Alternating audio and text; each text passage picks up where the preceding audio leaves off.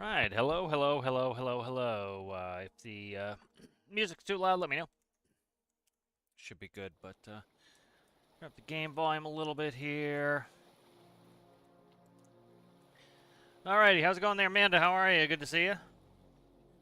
Alright, so I can't stream super duper long today, but should be able to get a few hours in. Let's go ahead and continue on the fishing boat here. Try to get this kind of, not actually wrapped up, but a little bit closer. Hide some stuff. I want to get this kind of in a good to go state here, so do a bit of paneling there. I want to keep this kind of like a charts table, so we'll keep that there. Do a facade on that. Maybe all the way like that. Maybe do the dash in here. It's that color like that. Okay. All right. Might want to do the pedestals, but I don't know. All right, that's good. Let's see what else we need for systems. They're pretty good. We got lighting. We've got a bunch of exterior lighting. Pretty good. I want to keep this in the simple side. I'm trying to release pretty much everything that I'm making on this series, the live series. But shall see. Sometimes it takes longer. Let's see. We might be able to strip some weight. I don't know if that opens up the pressure vessel or not, so I want to be careful with that. Start hiding some of these micros. What was this micro? That was external lighting.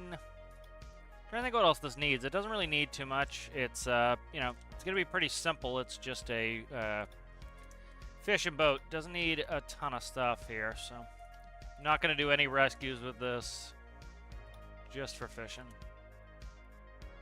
All right, start hiding some micros.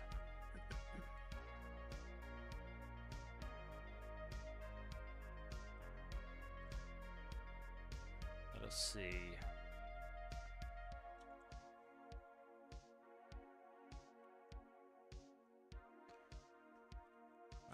Something there got painted. Okay. Don't have to redo too much of this paint either.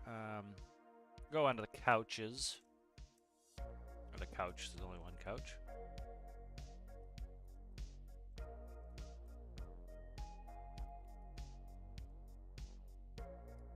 See what that looks like. That'll work.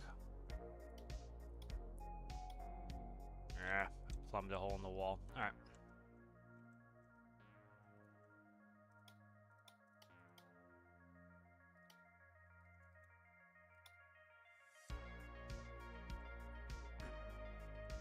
Gotta get it to where I don't put a hole in the wall. We are up one level, so I have to leave a gap. There we go.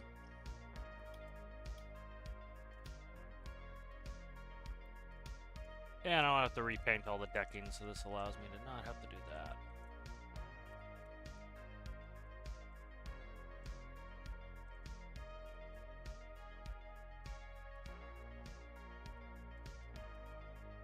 Alright, so that's in place. And go under here.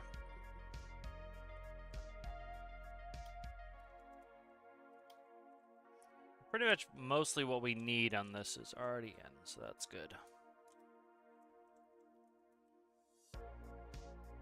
Where is this panel here? Okay, good. So that could go right there.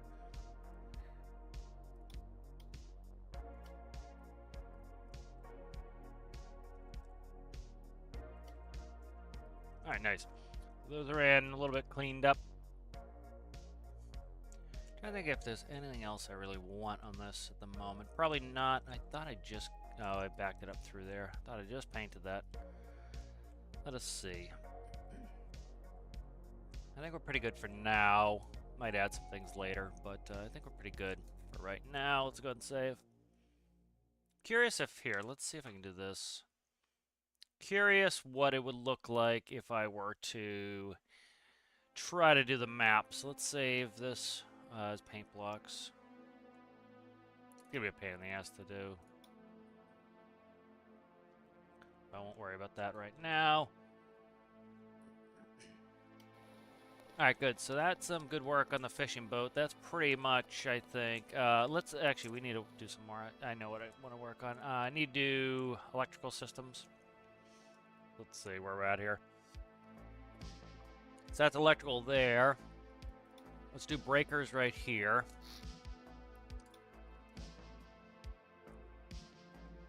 Okay.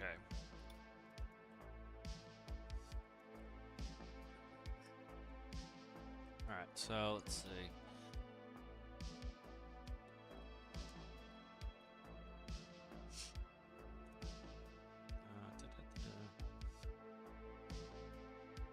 Do port.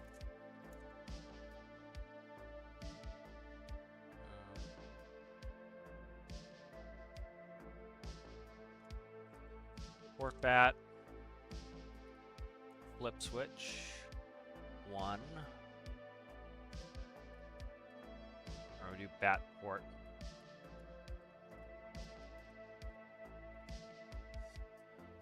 Bat star. Flip switch. 2.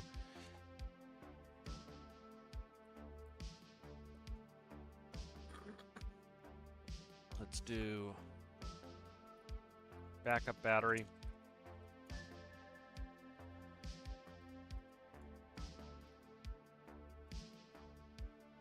Let's not do that there. Let's do bridge. Do bridge systems.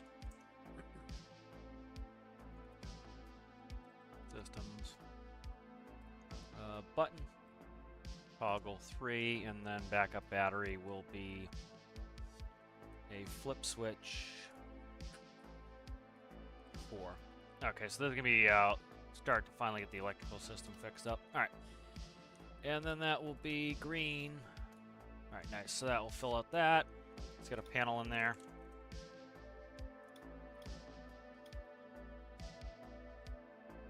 Put it right here. All right, this is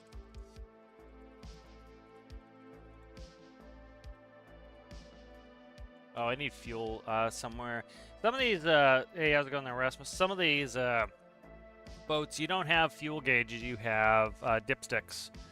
Usually larger, older boats especially. You'll just have dipsticks, but I might put it in somewhere. Our electrical systems, let's see, we need a positive input for the panel. I want that port.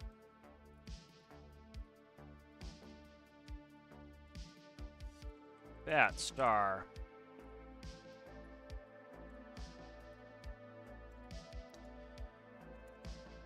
Backup battery.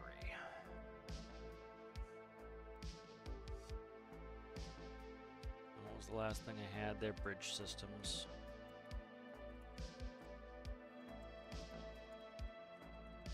Bridge systems. All right, good.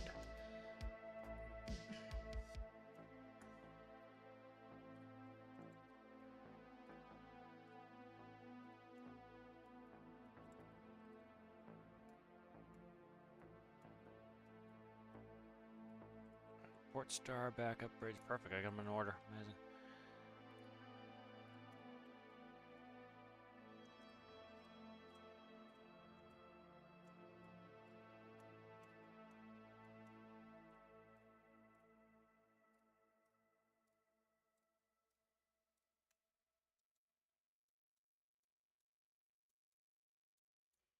All right. Nope. These are backwards.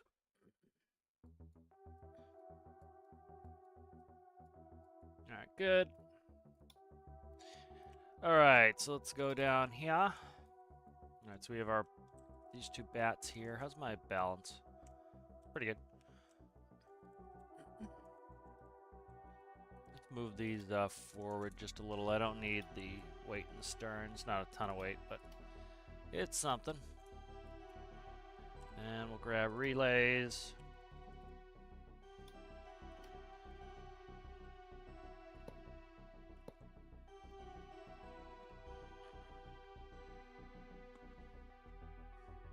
I'm trying to say how I want to power bridge systems. Bridge systems is pretty much just going to be the button.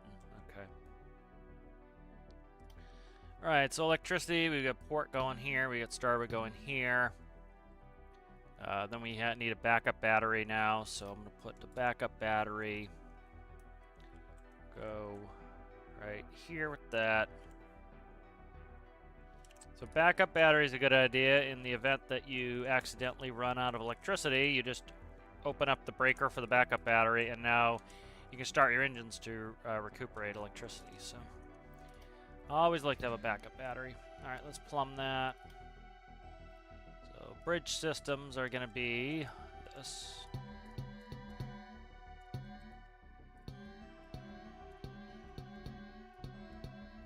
Okay, that's bridge systems.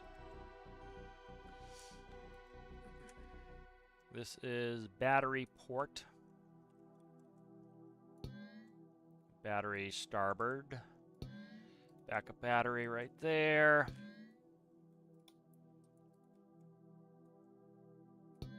Alright, and let's start redoing some of this electricity.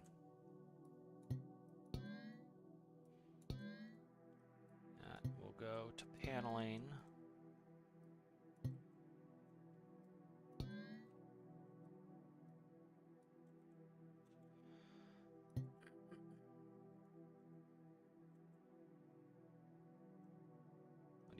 Your light. Okay, so we'll start segregating systems here.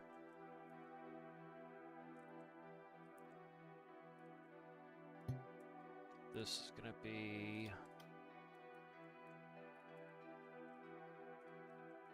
Okay. Alright, so we'll start from the top. Antennas. You're a light. Okay, so that's all my lights, I believe. See, light, light, light, light. To stern light. Side lights to there. Okay, that goes down. That's coming back out. Okay, good. That's going to go to the hot bus, which is going to be port. Alright, good. So that's hooked up. Next one, we need bridge systems. This needs to go to the hot bus. This system here is going to go to...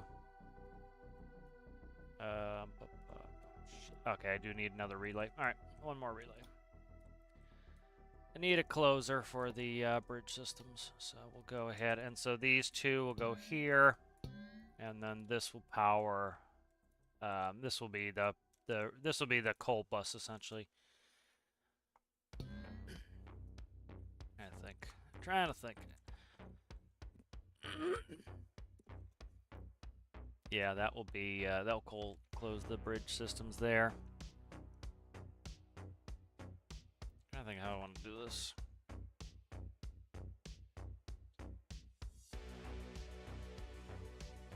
Yeah, I think that'll work fine. Yeah, it'll work fine like that. Alright, so that's good. Those two go there, and then we have... This is our main power bus, and then we'll do left as the hot bus. That works. Alright, so anything that needs to always be electrified, like, say, doors and stuff that really shouldn't be electrified, that should just be manual open, those are going to go to the hot bus. Lights that can be turned on at any time, those go to the hot bus. So, for example, this is lighting, so this should actually probably come off, and this will go to the hot bus. This one is for the overhead lighting. Where's my other lighting panel? That's the lighting panel here. What is this? Yeah, that's a lighting panel. Alright, so these lighting panels need to go together.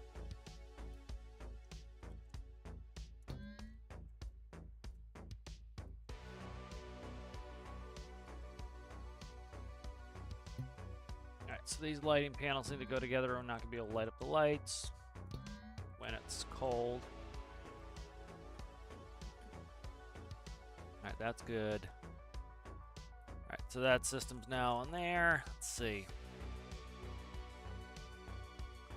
Not that we're going to be using the radar anytime soon, but that will go off of here. Rudders and control fins. Definitely, this is important to do because these little control fins can really slow down. We can really eat up a ton of electricity, so you want to kind of make sure that these are not constantly going, because, you know, as long as the PID's on, they're constantly going to be flopping around and burn up your electricity pretty quickly. So those need to go on a, you know, on the main system so that you can shut that off, like when you're just sitting around. All right, so that connects there. Let's disconnect that. So let's see. alternators. Where's the alternator? Both of these are alternators. Okay, that's an alternator. That's an alternator. Okay, so the alternators will connect, and then they'll go to the... I think I want to connect these. They'll go off of here. So this will go here. Here we'll go alternators across. And then the alternators will go to either side here so we can manually connect them to the batteries. You do this IRL. It doesn't really matter in game, but you do it IRL so that like if you had a bad battery or bad alternator, you weren't sending like overcurrent to the system. You could isolate it, but not something we have to worry about too much. Or at all. All right, this here is the stability weight. Always needs to be activated because it will slide to one side and tip the ship over. So, distance sensor is a sensor that can go off of there. What are you? Physics sensor should be hot bust because of its it's used for stability. So that's good. Anchor is gonna go to here. Usually why I try to set this up early so I don't have to go back and fix it, but it's not the end of the world. I still haven't hooked this up, so I need to make this work. I know I did do this. This is hot bust. Okay, that's good. Heater is going to go to their systems. So if we forget the heater on and we shut off the master, it will still kill it. I think that's good. Backup battery here is going to go to this side of the master. Alright, backup battery goes there. I think we're pretty good. And then this panel here, so since these are flip switches, even if this panel's not electrified, it will do electricity. Flip switches don't need electricity for obvious reasons. The reason a flip switch works, let me see if I can find a flip switch.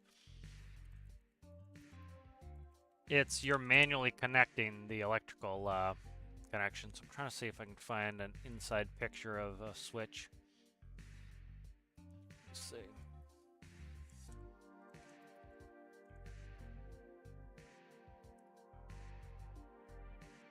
It's showing all computer switches. It's like, show me a light switch. Jesus Christ.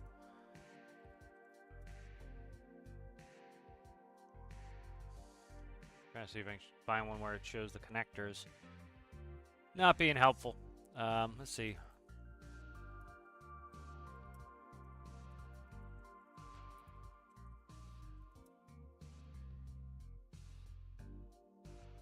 Here's one that's not too bad.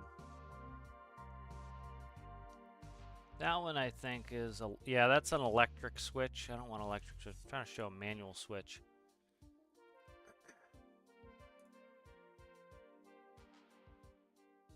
All right, here we go. This is a good one. All right.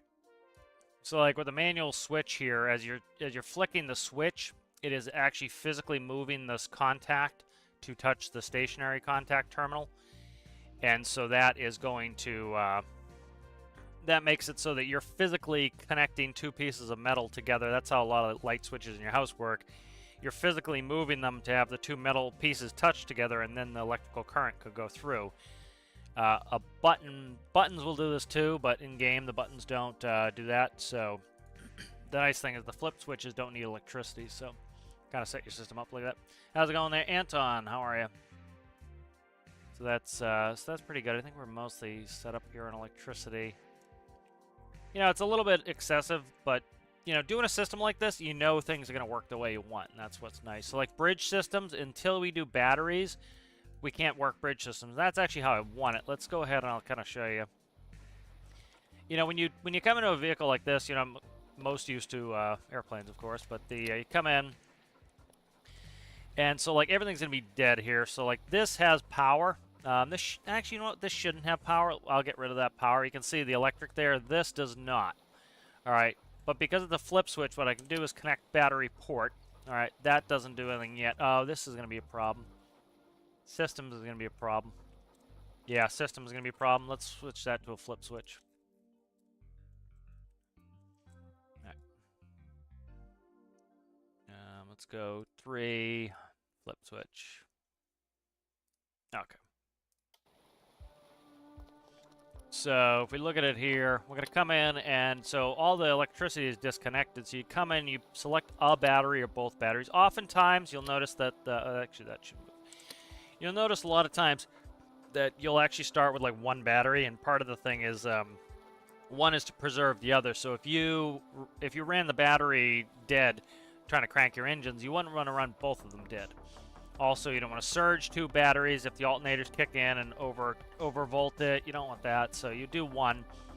Then you come over and you go to systems will connect it. So now we should have power. We don't. Why don't we? Why don't we have power yet?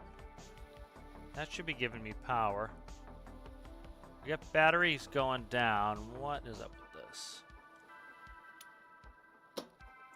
Okay, so what's up with this? Systems, did I unplug it in?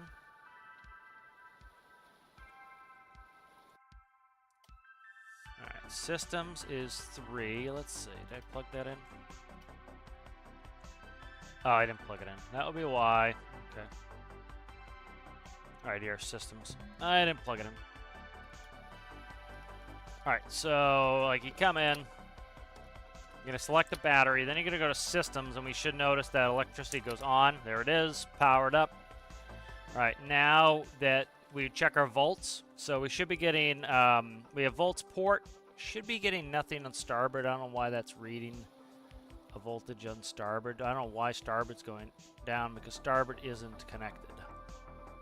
Something's bridging it, so I got to fix that. Something's bridging starboard, so see what's up with that.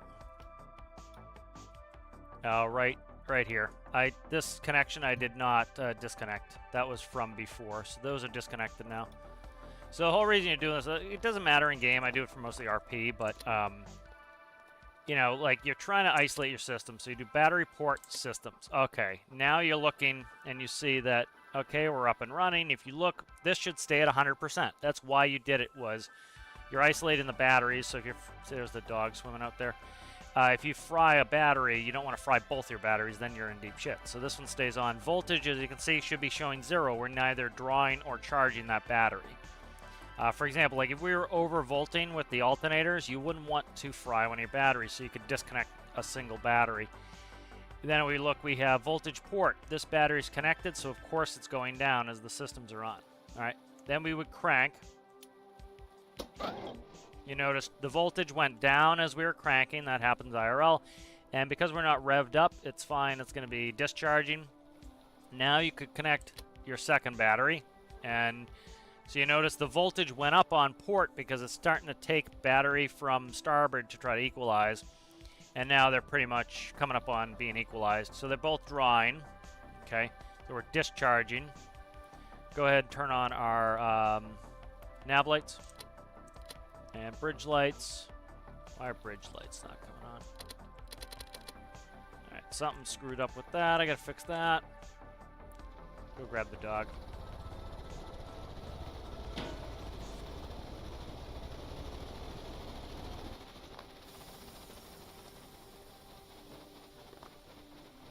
Ah, come on, I was trying to crouch.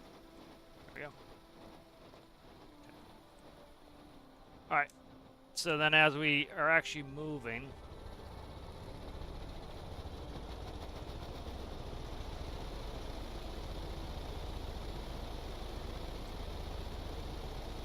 you'll see now we're charging. And so you see it's actually decreasing the charge rate because the PID's automatically controlling the alternator. It's actually reducing it. You know, we're at 90, there we go, see we're climbing up. So now it's actually going negative positive because the alternators are shutting off, you know, and declutching as they need to.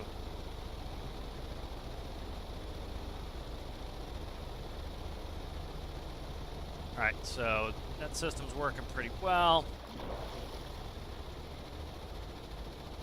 So what do we need? We need to work on the interior lights are not working. Check the heater here.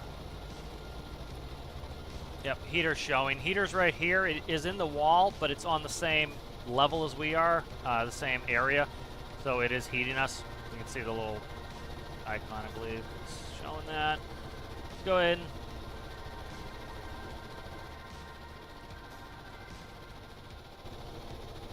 and we'll fix the interior lights. So screw it up, so I gotta fix that.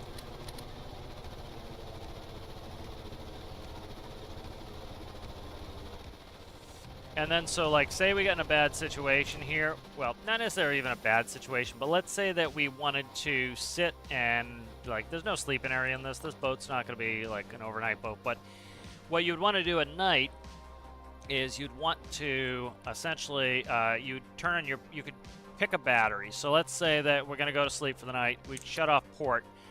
And now port is preserved at, why the fuck is port still going down? Oh, port's the hot bus. So we leave the hot bus on. So let's shut that off. That's why it's hot bus. So the starboard here is off, and so we know that we have a full battery in reserve. So if you look at port here, it is going down, but it's pretty slow. And so likely we go to bed, wake up in the morning. Let's say we wake up in the morning and, oh my God, you know, the battery's dead. All right, all you have to do is click on starboard, and now you're good. If you really got in a bad situation, you click on the backup battery as well, and that will recharge everything so that you can get the engine started and start making electricity. So kind of, you know, that's kind of some of the safety stuff, why you have that. Like, I'm trying to think how many batteries we had in the Embraer. It was like 4 batteries in the Embraer. And it was for that reason, is you could isolate the batteries if you had a bad battery. If you overvolted a battery, you could disconnect the different systems, and that way, you know, it protected you from having any issues where, oh no, we have no electricity. So no, can't do it with passengers. You're a passenger, apparently. An unpaying passenger, sir, or madam. Not checked. Let's do shore power as well. I'll put shore power in. Alright, so let's figure out what the hell's wrong with my lights here. Electricity there. Those go to the hot bus there. What is up with this light here? Composite is selected there. Okay. RGB light dimmer. What is up with this? Electricity. Yeah, everything's electrified. It goes to all my lights. Did I check my lights now? These aren't connected. Okay, that's why. These aren't connected. That needs to connect to here. Alright, that should fix that. Alright, good. And then we want shore power. Shore power is just where you would plug in at the dock to be able to recharge your batteries. So I'm trying to think where I want to put shore power here. Put it right next to the handle, maybe.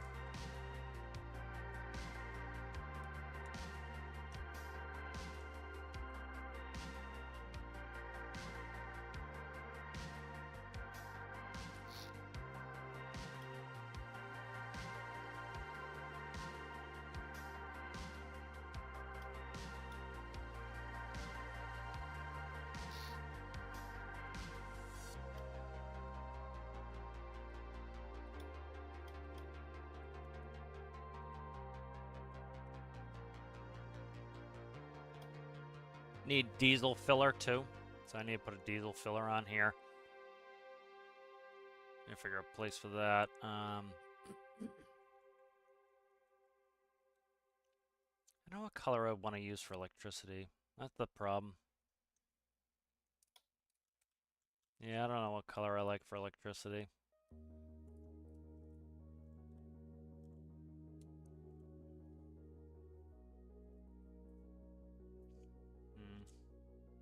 And then let's see if we need to find a place where I can hook up diesel. I don't like that position there. Let's try here, maybe. The floor.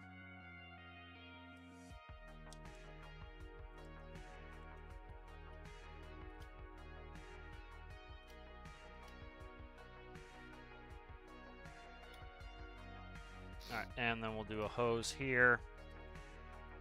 Hose anchor right there. Alright, good. And then this is... Oh, come on. Stop with your upside down bullshit. What's that going to? That is the air intake there, and then this is fuel here. So let's say... Did I put vents on this? I need venting. I didn't vent my air tanks, so I need to vent my air tanks. Need to vent my air tanks. I think I did it before, and it's not done now. So let's go.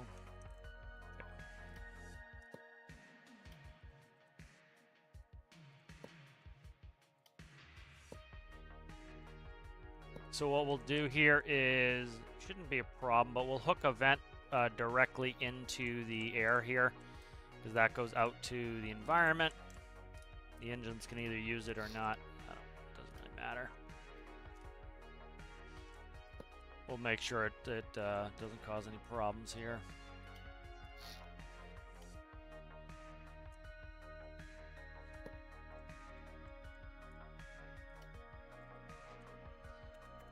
Yeah, so essentially these are just gas filters, these gas relief valves. That's all it's doing. Alright, so now that's going to be, the fuel will come down and it will go into the tanks. The tanks can then relieve their pressure through this air line, which is open to the atmosphere up here.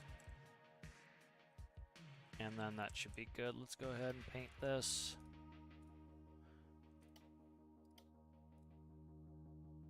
Yeah, it's like a bunch of companies are trying to decide what color they want for electricity. Some are doing like green, some are doing blue. That's all right, electricity and diesel right there, so we can actually plumb that in. Thank you, Mike B. Good to see you. All right, good. So that's in. Let's go ahead and get rid of this micro for the systems.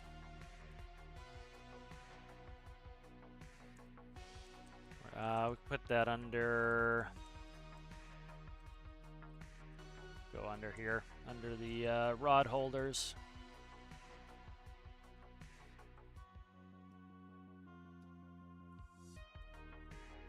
Sure that doesn't interfere with my pivot. Should not.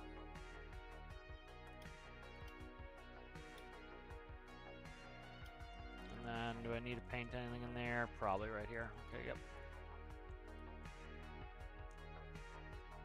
Oh, come on. Where is it? Where is it? There it is. Alright, that's good. It's pretty clean. That gets that. So then we'll just hook the electricity up here. From here, we'll go right to the bat side. So we still have to connect the batteries. So like here, let's spawn it and I'll show you what I mean. So let's go 50% on these batteries here. It doesn't matter. They don't have to be 50, but all right. So they're all in. So the batteries are depreciated a little bit. And so we'll go ahead and we'll grab the cable, plug it. Plug it in, plug it in. All right, that's plugged in. And then, so we shouldn't be getting any sort of battery rise except off the hot bus. The hot bus is going down. We shouldn't get any battery change except the hot bus because the hot bus is connected to systems that always run. Let's make sure our lights go. All right, lights are on. All right, so those should all go while we're disconnected from systems. Now, if I wanted to charge the batteries up, I need to select the battery, and now you see they go up. So this makes it so that shore power doesn't just give me electricity whenever it wants. I can select if I want it to give me electricity or not. Now, in-game, it doesn't really matter, but in real life, you'd have to kind of worry about that. So, heater might not be working. I'll have to play with that. You used to be able to put it in the wall and have it heat you. So see, it charged port, but it didn't charge starboard. Now we go up there starboard. We don't have a reading for the backup battery.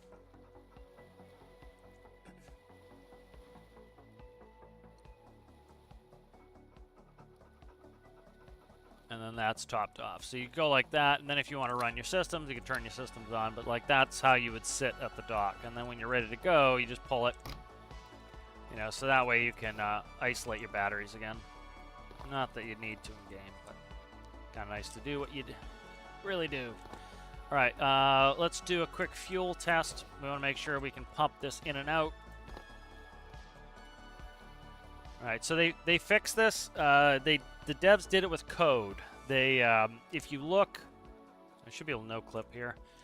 If you no clip under here, this is how the fuel tanks works. There's physical pumps in here, and they pump into essentially an infinity tank. Like imagine if the devs coded this tank to have a 1,000,000 liter capacity, it just holds it.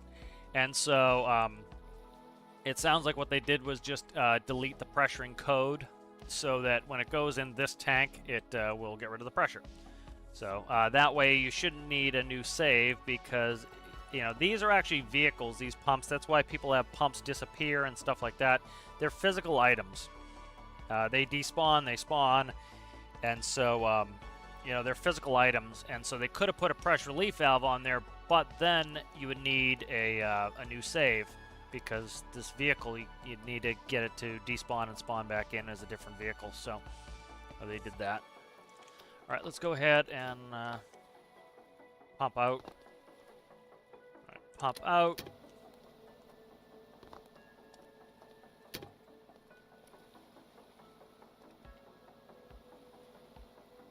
All right, let's see why.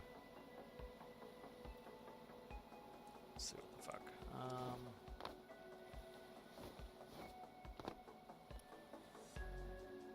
So I'm just checking this.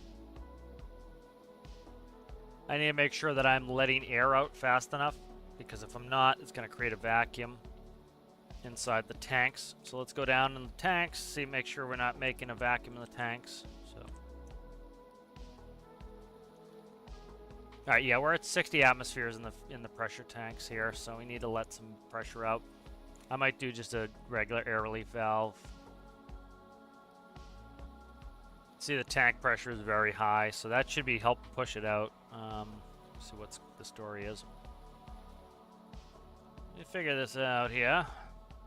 Let me make sure I grab the right valve. This should be gas relief. It is gas relief, so it should be letting any air pressure out this stack here. This could be interesting not connecting them because one engine might get too much air pressure and rev up higher, so I might want to connect those. I probably do want to connect them. Yeah, so I gotta keep an eye on that. And then what's this other tank doing? Should be probably equalized. Yeah, alright, so let's stick around with this. See, I lost a hose, but it's alright. Let's not do it here. Let's completely vent them together. Hopefully we don't need a specific vent. It's not the end of the world, but I'd rather if we didn't have to, if we could just vent them together.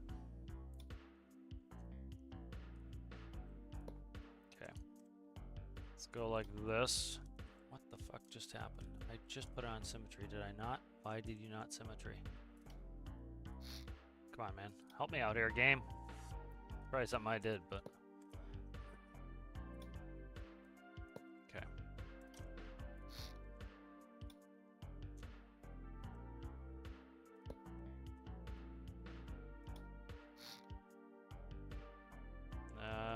Don't have space for gas relief on there, right there. Go forward. And the ass right where they're lined up.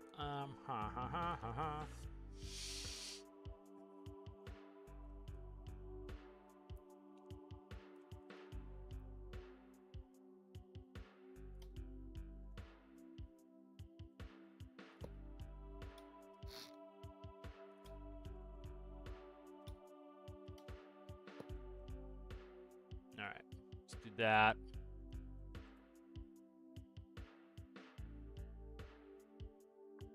Problem is if the fuel reaches 60 atmospheres, it could... Yeah, see, that's why I'm doing it this way, so it doesn't clog up the lines. Alright, let's give this a run. Check this out. Try not to lose every hose I have here and have to respawn a hose. Alright, pumping out.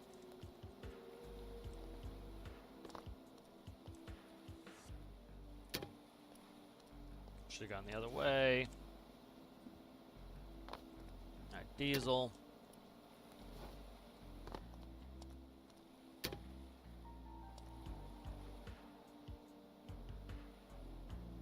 Do I just have the... Is it just backwards? Let me check.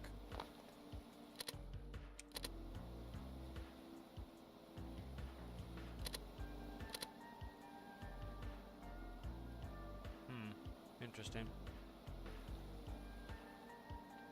Interesting. The number's going down.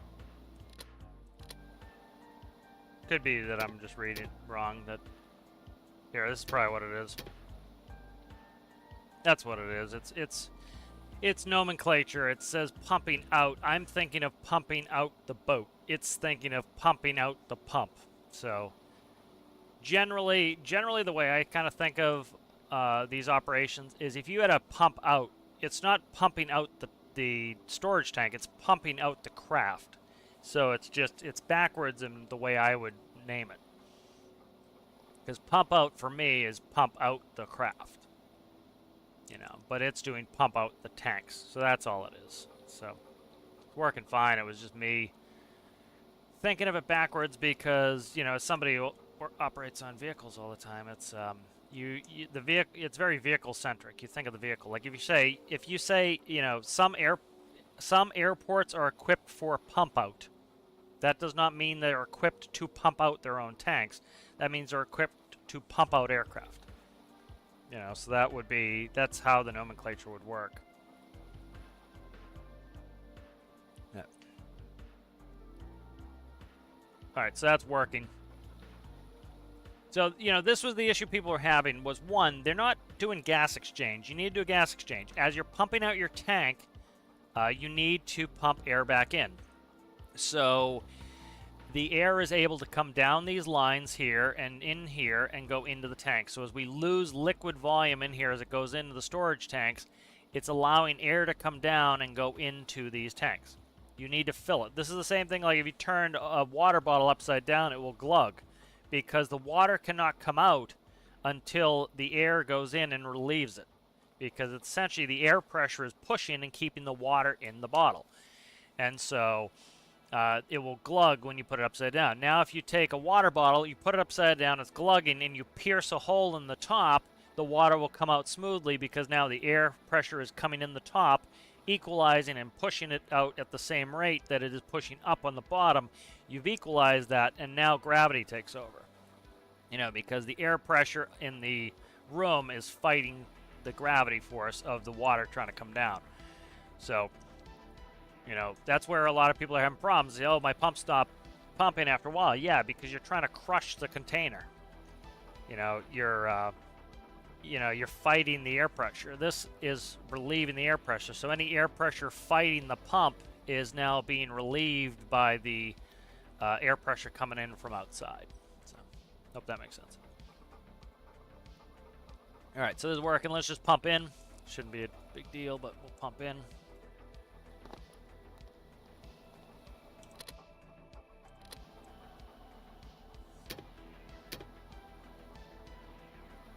There we go. All right, so it's pumping in fine.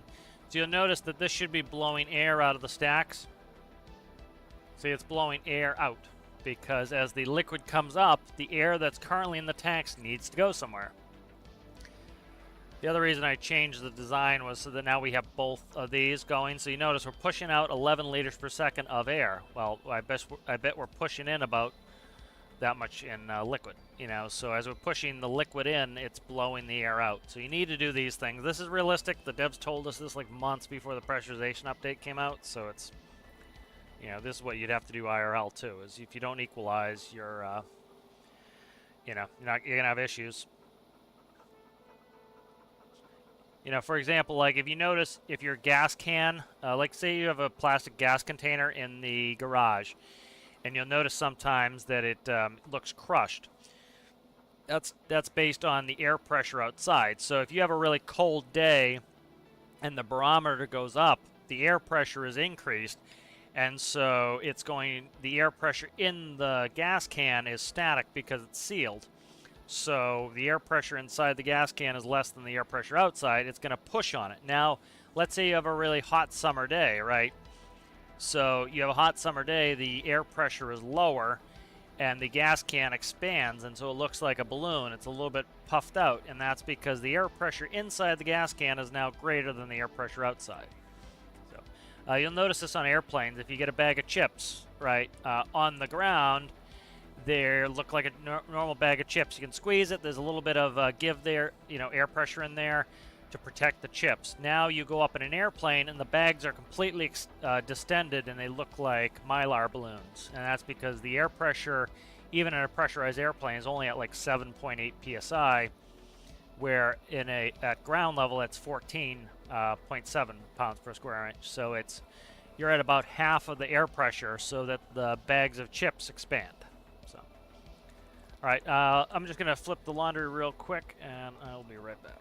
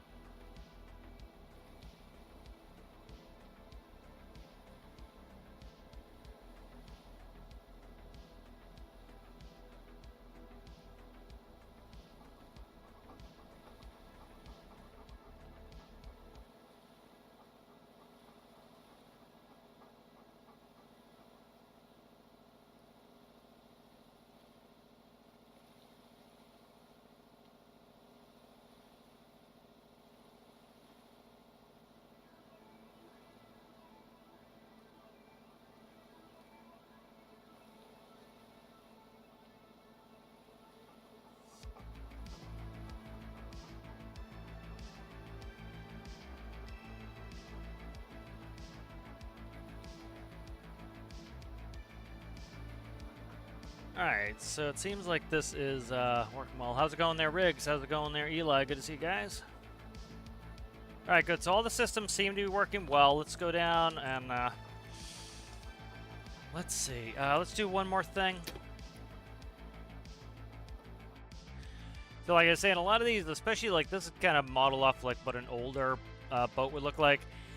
A lot of these are, I think the best way to put it, like a lot of these would have dipsticks on the tanks. You know, they used to have floats. The floats were incredibly unreliable anyways. Then they did electric resistors, which they actually shoot electric current through the fuel.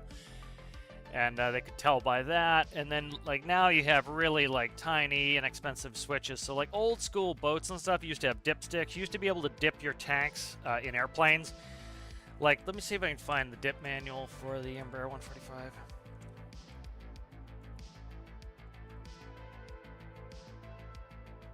Yeah, let's see if I can find the dipstick procedure.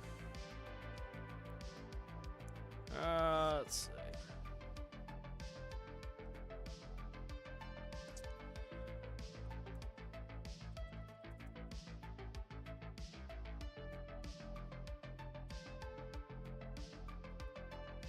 Yeah, it was in the, let me see.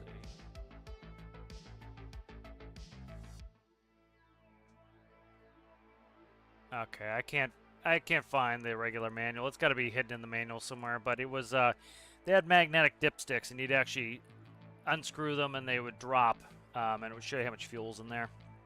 Kind of cool. Let's put it right here. You know, like, I watched Tim be at sea. He tugboat captain, and they will, like, on his tug, they have dipsticks. So the only way they know how much fuel they have in there is they dip them. Now, in that particular tugboat, and I think at a lot of different tugboats, you actually, they have to have pretty much full tanks at all times in order to be stable. They don't have water ballast in a lot of tugboats. They use their fuel as ballast. And so if you don't have, let's see. If you don't have fuel in, you're going to be too high out of the water, you're going to be unstable, and the tugboat could roll over, theoretically. And so you want to have full fuel. And so generally they won't, you know, if they go down 10% and they have the opportunity, they'll go fill up again. And the whole reason for that is,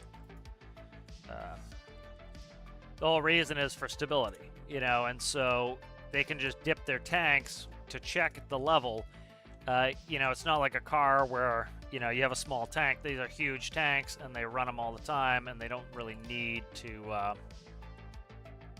you know, you don't need minute-to-minute readings on them. All right, that's good. Let's grab a blank.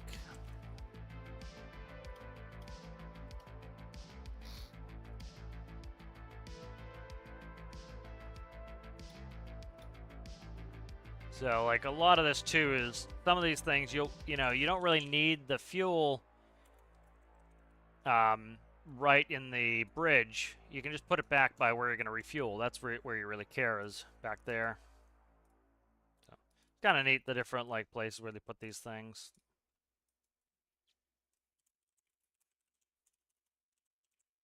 Fuel panel, number input, that's forward. Aft, okay. And I'm going to convert them to gallons.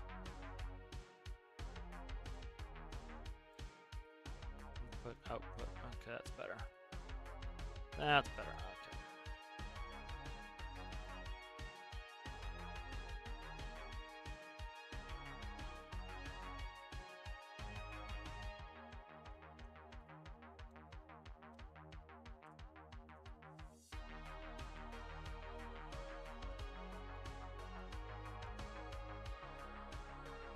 Alright, so that's good. Then what was it? I think they're like 730.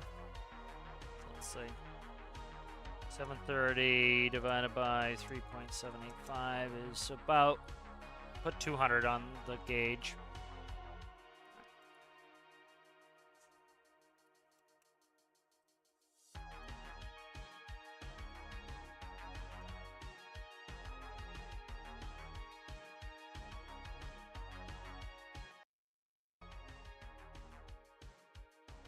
Alright, so that's going to be gallons.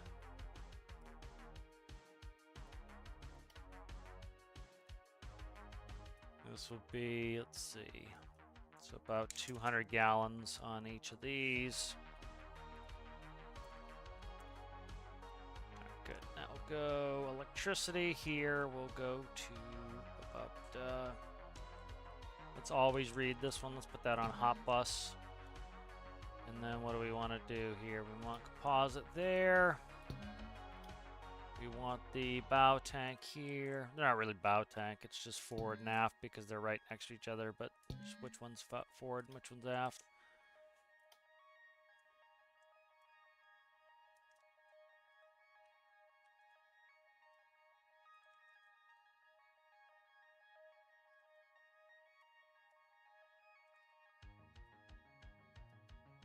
Is that hitting pipe? Okay, that's hitting pipe right there.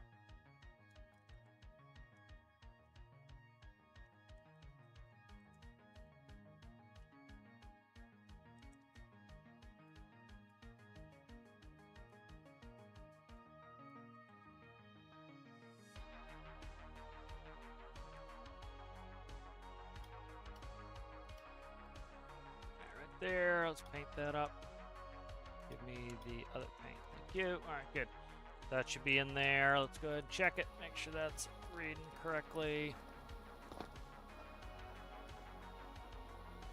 Okay. Why are they reading so low now? Probably because I pumped it all out. It should fill. Why the hell is that not filling now? Go check them. Maybe I did the math wrong. Let me look. Yeah, I did the math wrong. Okay. Shall fix the math.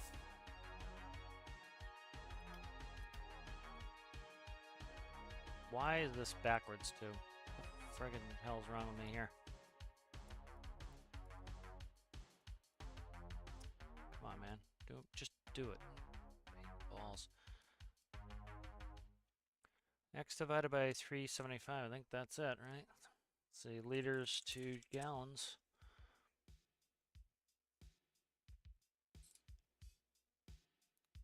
$3.75, yeah. Yeah, why is that coming out funky though? Yeah, people are saying that the numbers are reading funky. All right, whatever. We'll run it for that for now.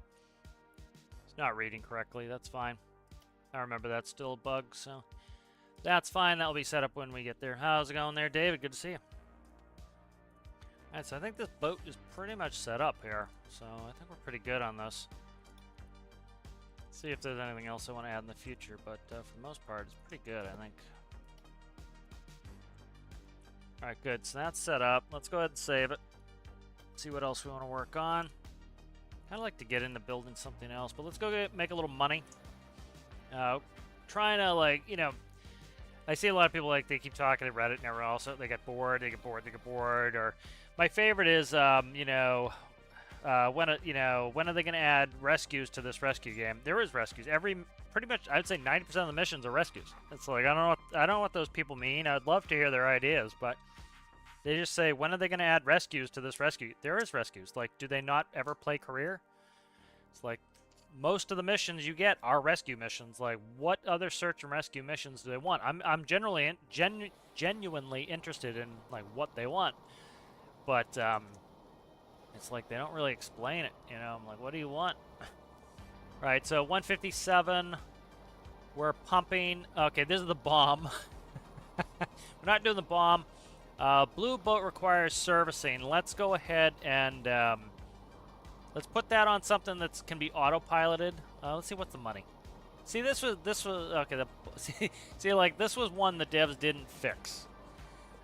You notice the underwater bomb is only worth 1,200. That's literally an underwater bomb. It should be worth a lot of money, you know. Let's see what I want to do for a mission here. We're low on money because we bought FJ. Trying to think what would be good. I want something reasonably lucrative. So we're making... Okay, let's do this. Let's check our jet fuel supplies. All right, we have 12,000 liters of jet fuel. So let's do this. I want some money because I want to get that home ship in. You know, this is part of the way that I, you know, don't get bored playing. Is, you know, you got to come up with some goals. Like, I understand some people like their handheld with games where it tells you everything to do when. That's just not my type of game. Oh, I bought military. I got to buy this again. Here, let's do this. If you go, like, so this is a new save. If you remember, I had to make a new save for fishing. So if you go in custom menu, do infinite resources, shuts off the money. Then you can come over here. We already bought this base. We bought this base before. And so if I then... So, like, people will complain they have to make a new save. It really isn't all that hard. Would it be great if you didn't have to? Sure. But we bought that base. Now you come back, turn off infinite resources, and your money stayed the same. So if you need to, just do that. That's literally all you have to do when you make a new save. If you have to go back and buy bases, it really isn't a big deal. Like, even the way you build custom houses and stuff on these islands, it's legitimately a vehicle you spawn. You know, so you turn on infinite resources, and then you spawn that vehicle, and you're good to go. You know, so it's really... It sucks when you have to make a new save, but really it takes, like... The only thing it takes time is drilling the oil rigs. That's it. The rest of it, like, I can get a new save up and running exactly back to where I was within 10 minutes. You know, because we don't leave our vehicles out in the world all the time. We bring them back, so it's not something that you constantly have to do. All right, let's... so we'll fix the Albatross. You know, I still see a lot of people having issues where they say, oh, everything's broken, I have to fix all my builds, and I get that, I understand the frustration, but the main thing you have to do is, let's find where my fuel tanks are. So my fuel tanks are here, okay, in the bottom, okay? These are my fuel tanks. All right, so let's see, jet fuel. So these are them right here, okay? All you have to do for most of this is you need to put on a vent. That's it. And you would have a vent in a real aircraft. This is not something that's strange or unusual. This is something you have to do IRL. You have to vent your fuel tanks. You know, let me see if I can find a Cessna 172 vent. Cessna 172, you have them in your car. You have them in airplanes. You have them everywhere. You know, there's something that has to happen in order for your fuel to not for you not to have fuel starvation. It has to happen, you know, and a lot of people act like this was, you know, making stuff up. It really isn't. All right, so where are we at here? So the tanks need to be vented. So right there, we're gonna go ahead and get a gas relief valve. Fluid port. All right, done. Let's see. So the tank is vented there. I'm checking my APU. My APU is right here. My APU, does it have an independent system? It does. My APU has an independent system here. What is that going? That goes there. Okay. So my APU needs a vent. Or else the fuel system won't work in the APU because it's a diesel APU.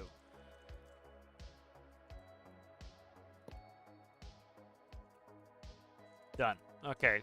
That build is now working for fuel vents. That's it.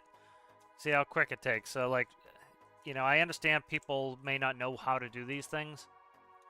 But, you know, I just constantly see it's like, you know, revert it back, revert it back. It's like, dude, it's literally like, took me less than a minute to fix that whole system on this plane. Real simple. All right, let's go ahead. That's save. Let's grab the pallets. I keep doing it the wrong way. Let's grab them out of here.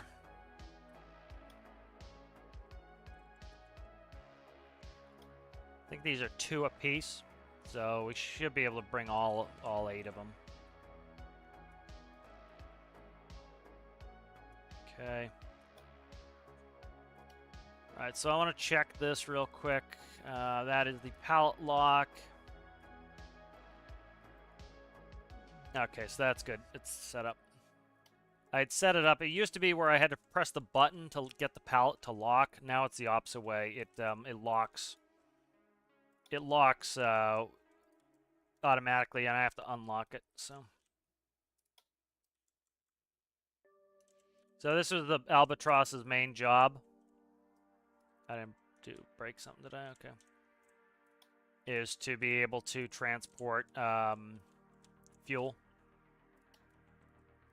That's its job. It's gonna take a lot of jet fuel in the plane itself, so that's probably all we'll be able to take anyway.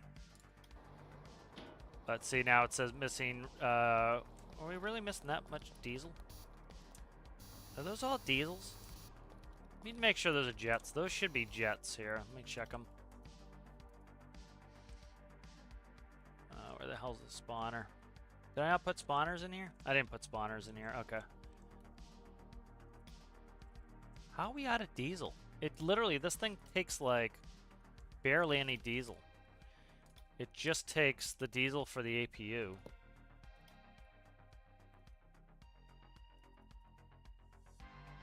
That's interesting. I need to edit the pallets so they start with jet fuel. You know, they're color-coded, so the yellow ones are diesel.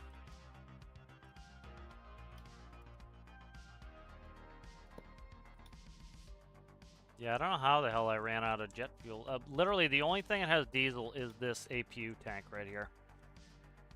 If I can find the friggin' thing. Right here. Maybe that's where it is. Where the hell is it? Right here. That's it. That's the only thing that has diesel. The rest are all jet fuel. I don't know why this is struggling with diesel. Maybe I put it in something. Warning ×5. It's just bitching at me. That's another bug. I'll have to report that one. It's saying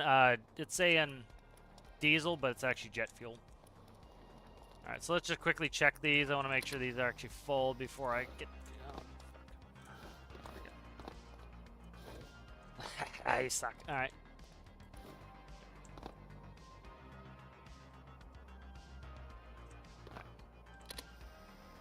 Let's see. Let's check these. Why do these have nothing in them? It's all in my belly. Okay, it's all in my belly.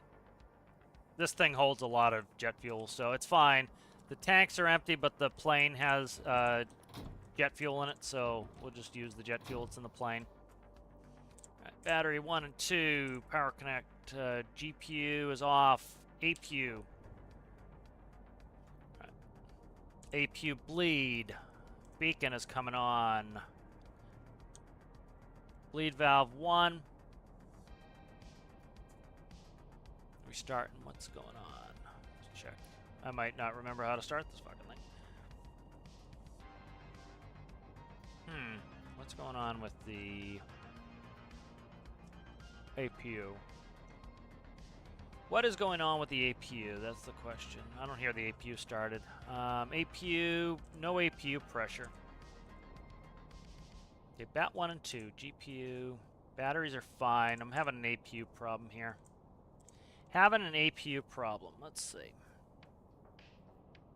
Do I have fuel valves on here? I don't think I have fuel valves on here. Let me check. Crossfeed, sense crossfeed, hydraulics, gens, increase heat. Let's see, what the hell? Power connect. Okay, we have power. No APU start. Oh, I'm curious. Here, let's load the Albatross without the pallets. Because it holds in excess of more jet fuel than we have anyway. Let's go ahead and check something on this APU. I can't get the APU started, so I can't start my plane. Let me see why the APU doesn't want to start. Alright, that's plumbed right in there. Let me make sure this is connected. Why are you not starting? That's the question. Interesting. Let's check this out. What is up with my APU? That is exhaust. Okay. Okay, so it said there's no diesel. Why the fuck is there no diesel? I've got an air vent in here. This should be gas, right? That's gas relief valve. Gas relief valve, okay. Did I break the connection? No. Okay, there's fuel. Make sure fuel, okay. So it gave me the message diesel, but it said ×5, which meant that 5 tanks can't fill with diesel. Well, they're jet fuel tanks, so it's reading it backwards. So that is the filler. Let's try to manually fill this up with diesel, because I can't get this started without the without diesel. Because you need IRL in order to start a turbine. You need an air start, so you need some sort of air. Generally, you'll use the APU. APU diesel is showing nothing. My main tanks are showing nothing. All right, let's go ahead and we want to pump out.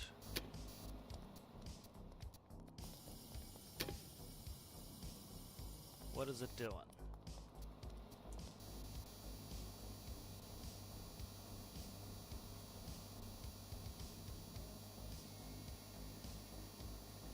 I'm just testing this, see if I can get an APU start.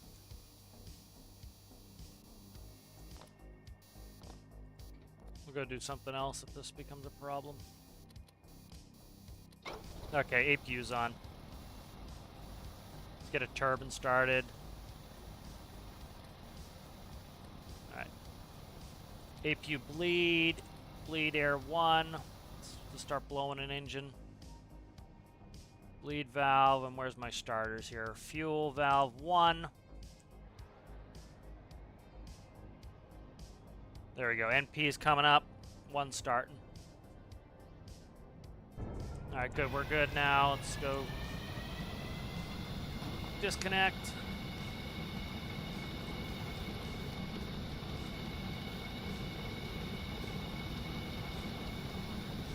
Trying to get going before we friggin' hit the wall here and I get stuck. I do have reverse thrust, but I'd rather not have to use it. Alright, let's go up on 4. Gen 1's coming on. 4 MP on 4 is coming up. Alright, number 4 Gen, let's come up on 4. So we need a turn. Alright, there we go. Let's take the brake off. I'm trying to remember how this plane operates. I'll have the service panel open. I'll go out and close that when we get out of the hangar.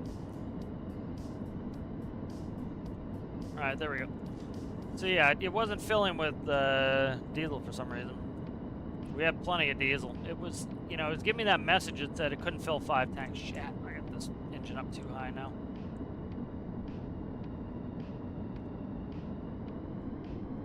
There we go.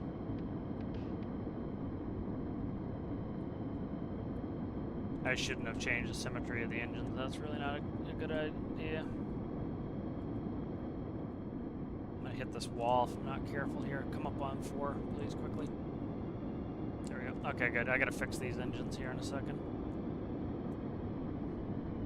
I just want to get outside. It is windy out here, so I'm trying to fix this. All right, let's see. Where are we on MP4? MP1, 345. We got to come down to 345.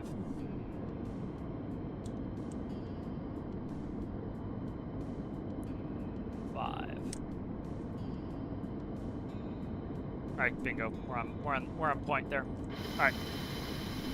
Gotta shut my service panel.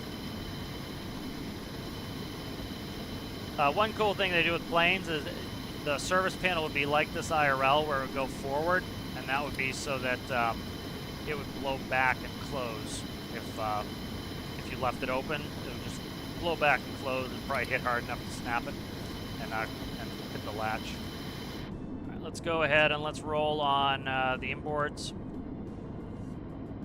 Read some chat while I'm just blowing an engine here.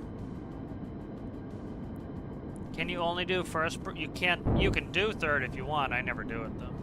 All right, I do it mostly for the streams, but I don't like it myself. Gen 3's on.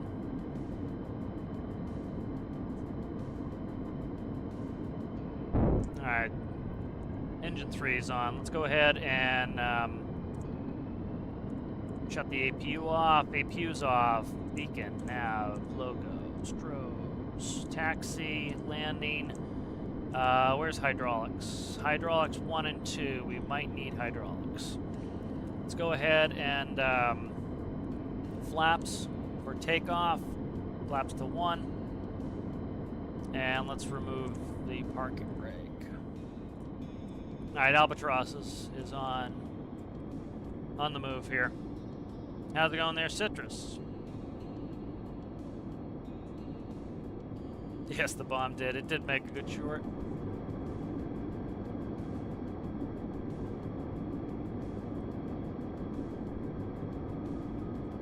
Why are we repeating ourselves, Ivan?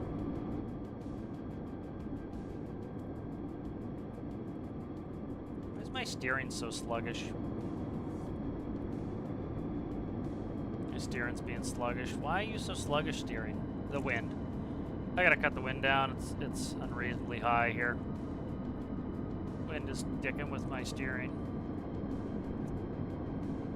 IRL would be easy for me to do asymmetrical with my hands, but I can't do it in game as easily. Because you'd be able to quickly just like move the thrust levers. I can't do it easily in game. They have to be tied together, unfortunately. So we're just bringing all the jet fuel in our personal storage here, because this holds a lot of jet fuel, so. Alright. V1, rotate, positive read, gears coming up. Over 120, flaps coming up. Start turning towards military. Gears up and locked. Props coming back. I still need to fix the airspeed gauge. I always forget to do it. Good to get back in the Albatross. So this has 16,000 pounds per side of jet fuel in it. So. All right, let's go. Let's start putting some autopilot stuff in here so I can start doing navigation and not cause problems. What's my current heading? 018. 018. Autopilot, heading hold. Let's go ahead and we'll do 2,000's fine. We're not going very far. 2,000. Altitude hold. Let me find, let's do a radio frequency on the military island. I gotta find out that. I think it's 600, I think. Let's do ADF. I got them all written down. There we go. Let's see, military 600, perfect, I remembered it. Why are these off? Oh, because those do nothing. Okay, 600. All right, 600. Let's go ahead to nav. It's radio, rather. We're going radio. 342, GPS, heading hold. 340, what's going on here? Interesting. Why is that not working? Interesting.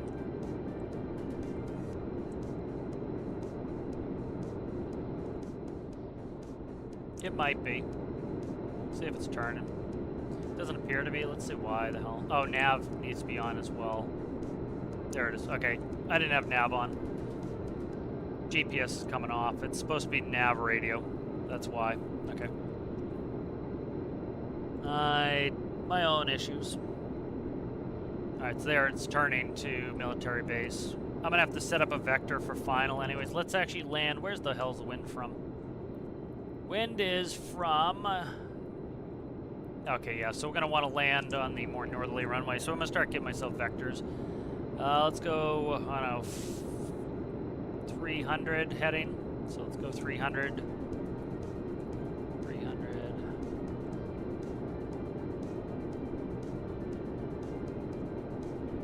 That should prioritize, okay.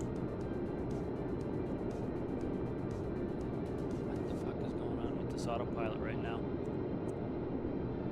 Why is my autopilot not behaving itself? Interesting. Right. I gotta play with the autopilot on this apparently. I'm trying to give myself vectors and it's not behaving. We're almost there anyway, so it doesn't take very long to get anywhere in game, so.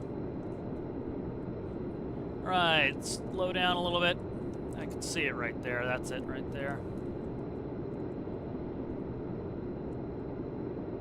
Alright, props coming in, gears coming down, flaps are full, retrimming. So again, we expect that we're going to get a balloon with a lot of flaps, so I need to retrim for the nose downs. Power up, power up, power up, power up. There we go, that's good. Going prop forward. And I need to retrim. Every time I do pitch power or configuration, I need to trim. Configuration, not really in game, but IRL you would.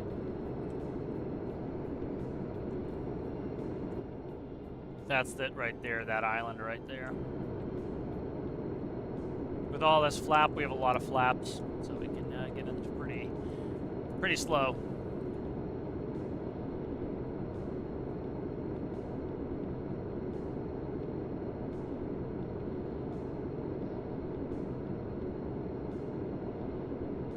Yep, fuel transpo here, trying to make some money. So worked on the fishing boat some. It's pretty much wrapped up that fishing boat. And then I'm doing fuel transpo for money. So you see how much flap this thing has? Like that's how much flap we have. So this will go nice and slow because of all the flap. Lift for days.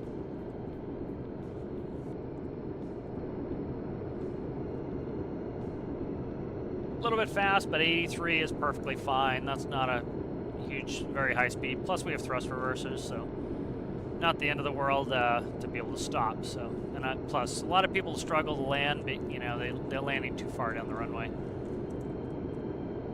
You know, I land where I'm supposed to, so it fixes that problem.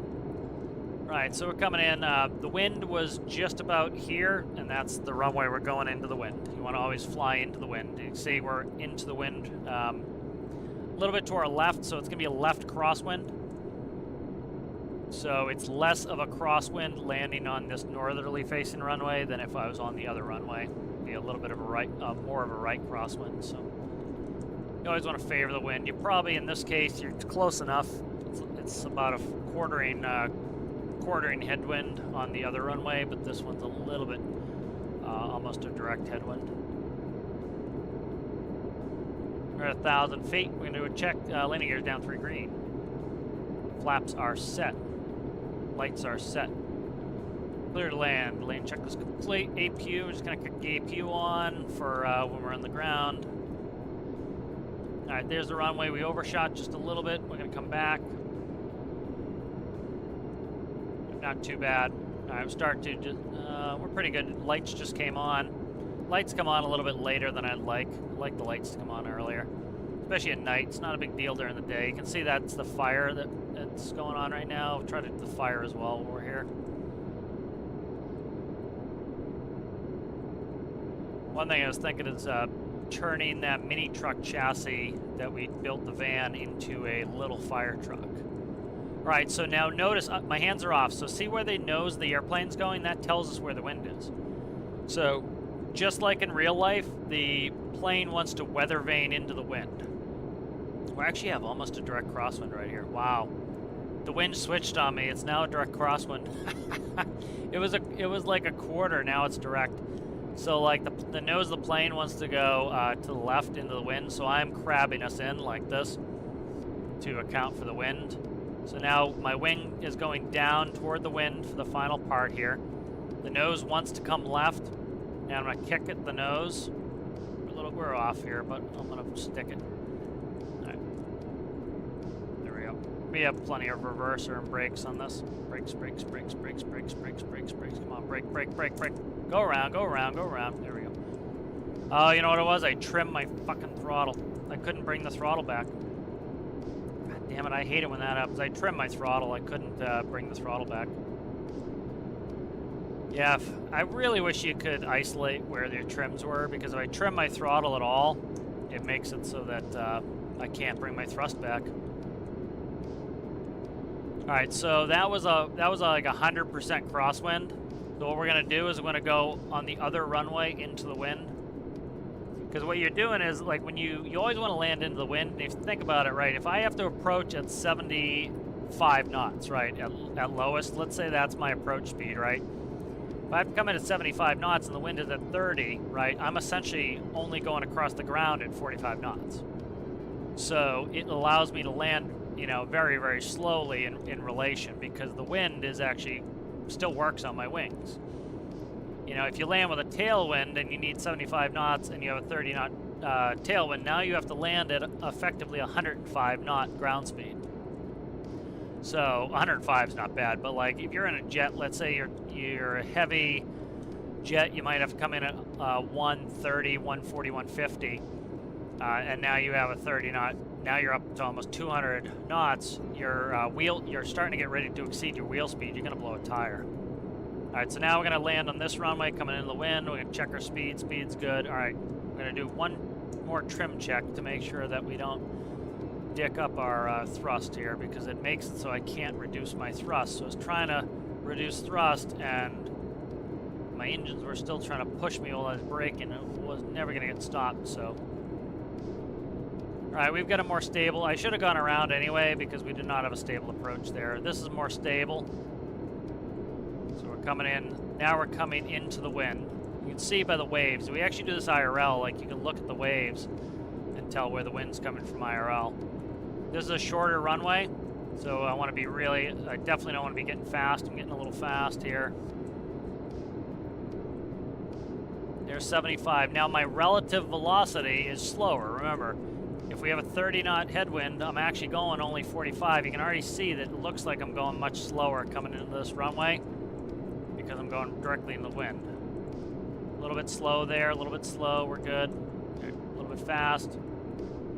All right, and we're gonna start bringing that thrust back as we touch down. It's not a Cessna, we don't chop the thrust. We gently take it off. Brakes, brakes, brakes. See how nicely that stopped going into the wind?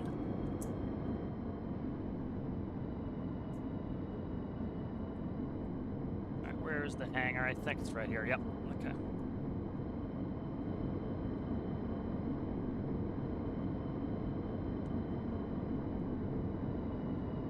They didn't even need thrust reverses for that.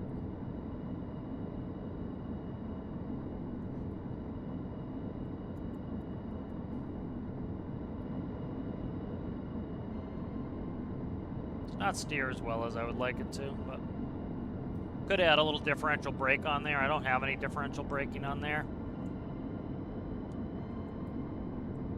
I'm going to shut the wind off here, because it's going to be a pain in the balls to taxi with the wind on.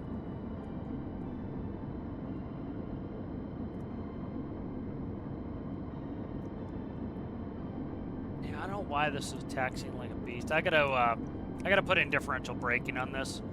So what I'll do is when I go like 45, when I go full, when I go full on my wheel, I might just have my thrust up too high. When I go full on my wheel, I want it so that it adds a little bit of brake on that side. So when it's full to the right, it should be adding right main brakes. All right, we'll drag it in. So I'm in beta. Let's go ahead and shut down. All right, engine's coming down. APU is on. Hydraulics can come off. Lights can come off. We'll leave the beacon on for the tow-in. Go ahead. Gens are coming off. APU is on. APU bleed can stay off. That's good. All right, parking brakes set. Flaps are coming up. All right, good.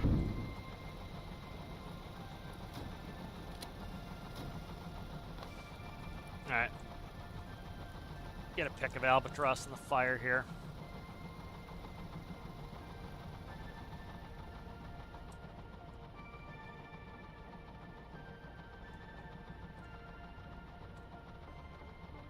Read a little chat here. Keyboard. Yep, use a keyboard for this. All right, so I think yeah, I need to add differential braking on there because I just don't have enough brake authority or enough steering authority to be able to taxi effectively here. Let's. What do I have for a tug? We have the new small airport tug. I don't want to use that one. I want to use this one. And then where's my tow bar? This is a little bit on the small side for this big of an aircraft.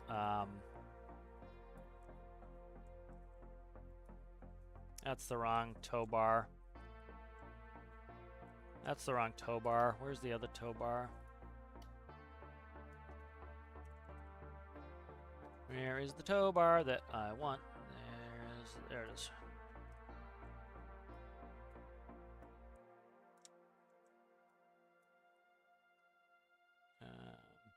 I don't have a rope on here, do I? No.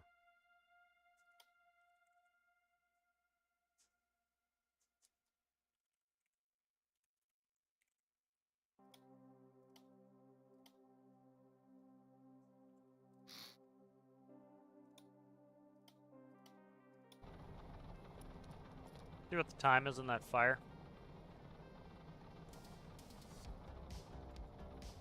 Something's up with my autopilot. I gotta fix that, so.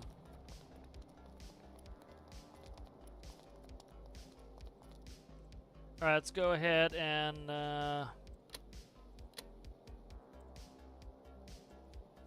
what's up? Oh, right here. Breaker. I always forget how I set these things up. Alright.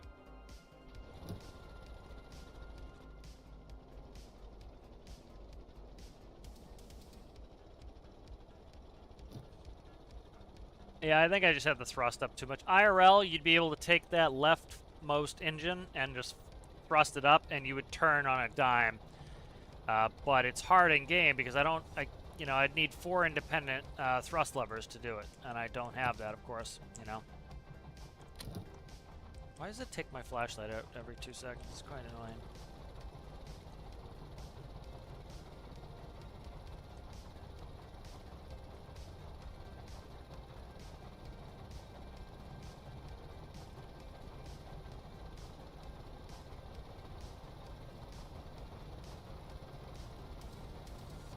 The paint screwed up too, I think, is it? No, it's not. It's just the angle I'm looking at this at.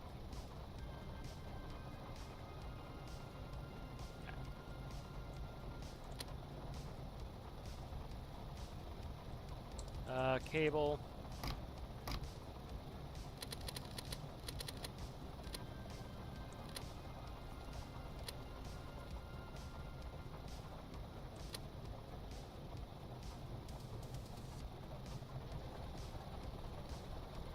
Alright, I know I'm going to lose it, so I try to align it first. So I lose sight of it, so I try to align it first so that I don't need sight of it. Alright, like that. Right. Okay. That's attached.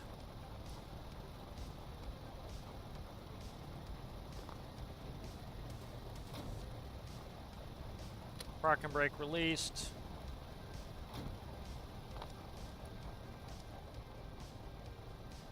It always makes for a good picture that pleases the crowd when I put a good towing picture in. It's always people like that on the screenshots. There we go. The rain is annoying though.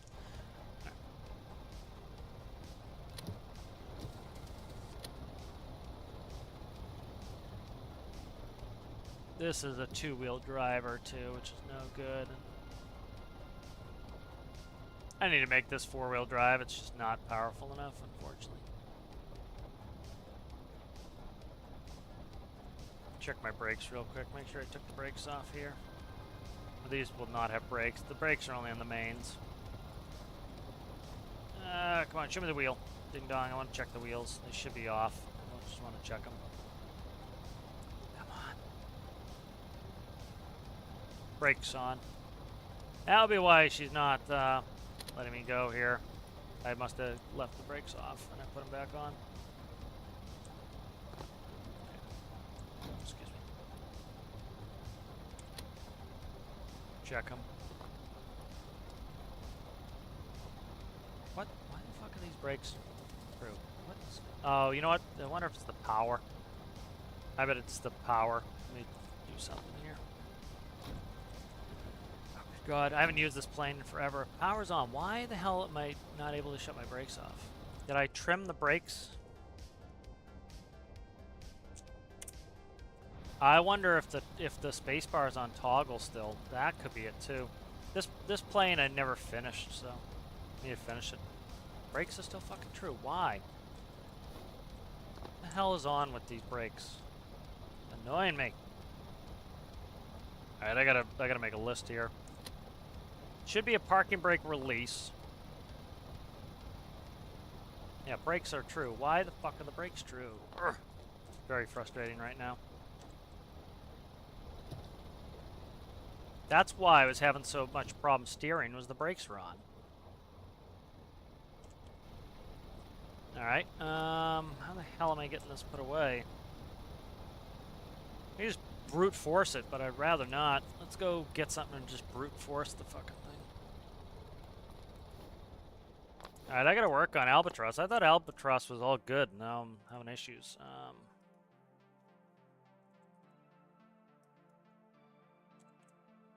When in doubt, bring out the wrecker. Wrecker drags anything wherever I want it, so.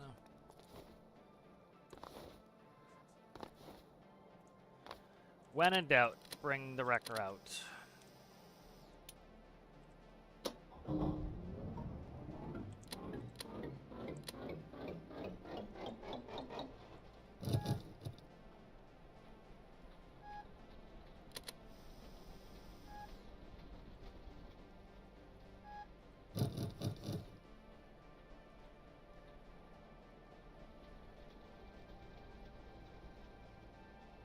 I said hi to Citrus, yeah.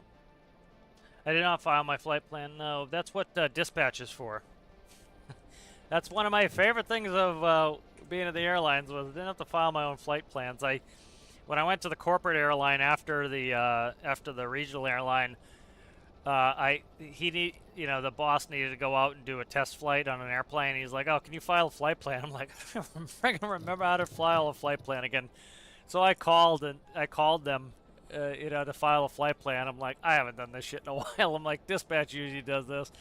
And I told him, like, we're just doing a test flight. We just need to go out and bump around the area. We need IFR, like 5,000.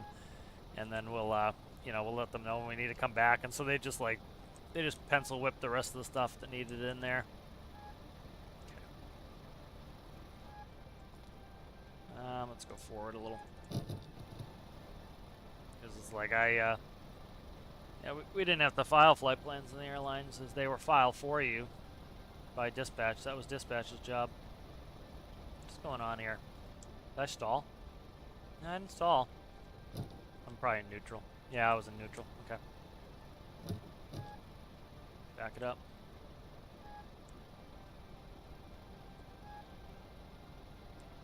This could use a little clutch work, I think, too. Open the door quickly so I can just do this fast, thanks. Where's the mag all in this one back here? Okay.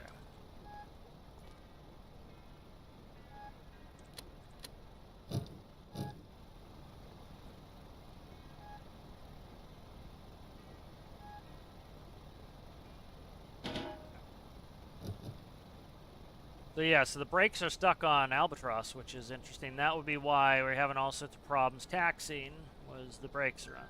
This thing does not care what it's towing. It's like, nope, tow everything. It does not give a shit. Just like, nope, you're coming.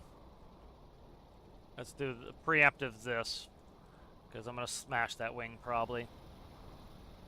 I need it in the hangar to despawn it. Fuck, it's going to be a pain in the balls. That's why I couldn't steer, was the brakes were on.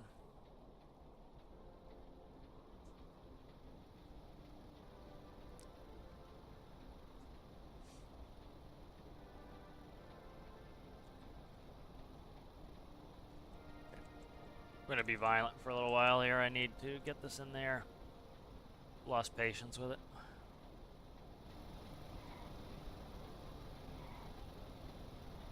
Right. Get out.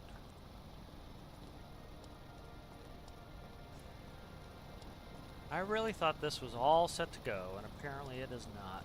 Okay.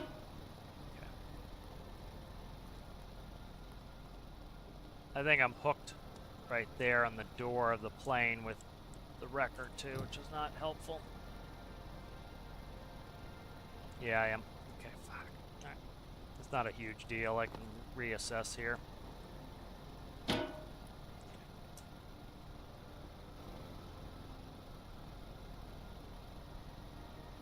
But yeah, that little tug is just not going to be able to tow this with the brakes on. Yeah, they're all dead. I don't give a shit.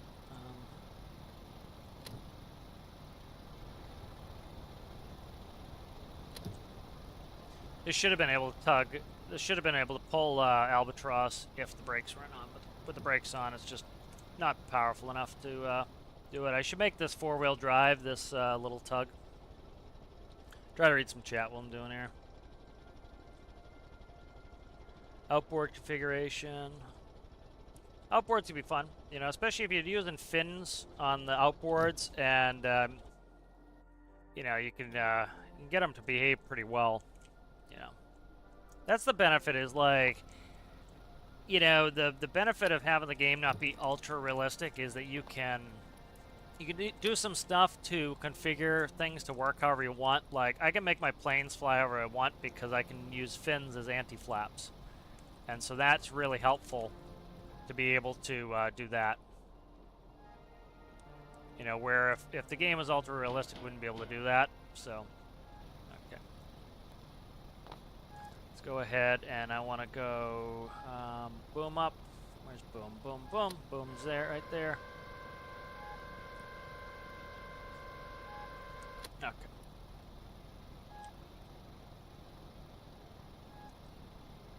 We gotta push Albatross back with the brakes on. That's why I just shut damage off, is the brakes are stuck on, and I don't know why they're stuck on. I gotta fix them. So we're just gonna manhandle Albatross here for the moment.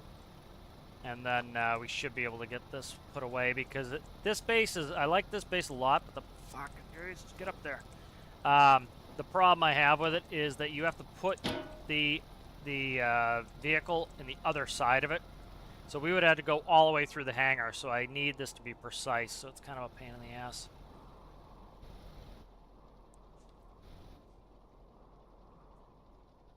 So it's real precise. It's got to be all the way on the other side, or else it's not going to let me despawn it. And we need to despawn it because that's the whole point, is bringing all this jet fuel up there. So, but we're finding a bunch of problems with Albatross I got to fix. So.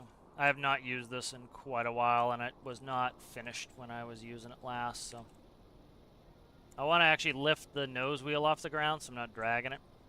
Clutch needs work on this wrecker as well.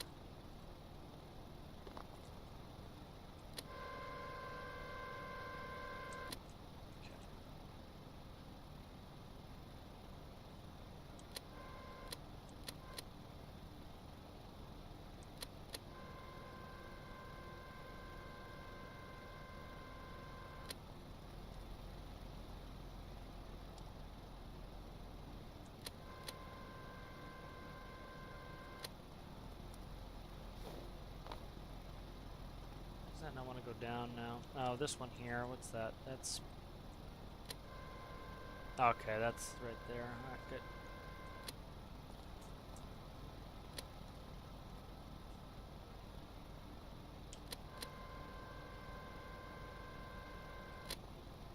Alright, let's It's back in. Happened to my music.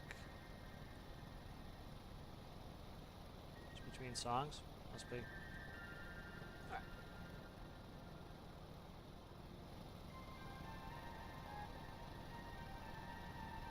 I have the brakes on. Trying to get aligned here. I don't want to make this harder than it needs to be. There we go. Alright, good.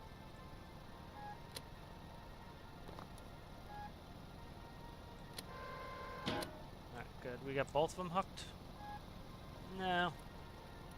Try to get the second one hooked. There we go. Alright, good. Let's raise up a little bit.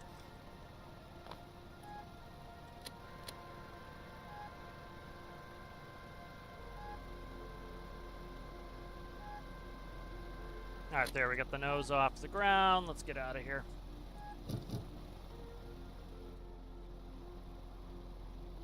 Let's back up first here. We're gonna hit the wing if I'm not careful.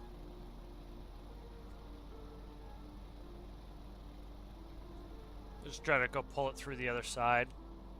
If I can back this up, we'll go straight through here. It might want to be towed better. Let's see. Yeah, push it straight back.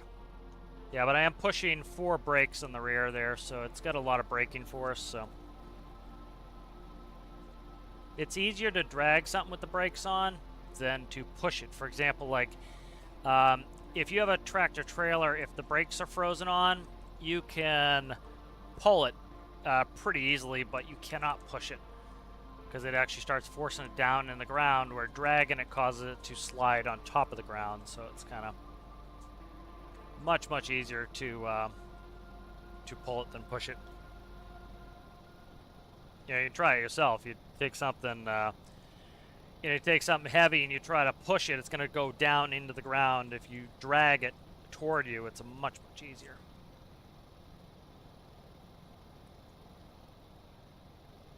But I really don't know what's up with these brakes. I got to work on them. That's weird, man.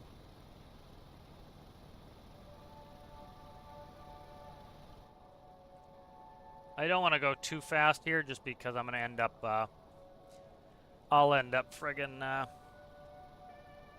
disconnecting and then having to reconnect, so I'm trying to not be too rambunctious.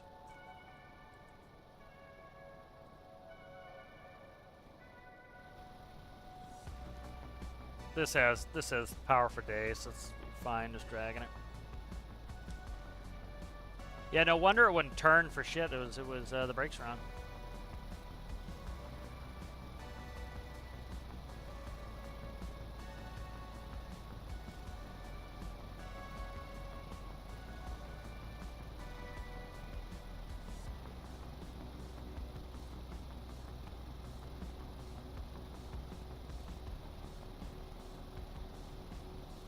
Yeah, you know, I get real particular on my planes. That's why they fly well, and it's also like, yeah, and it makes sense. Most people have never flown an airplane IRL, so they have no clue. They've just flown games, and so you kind of, you know, if you've flown one in real life, you start to see like what it should be like. It's why I get a little bit annoyed when people are like the aerodynamics sucks. It's like, one, it's not really bad at all.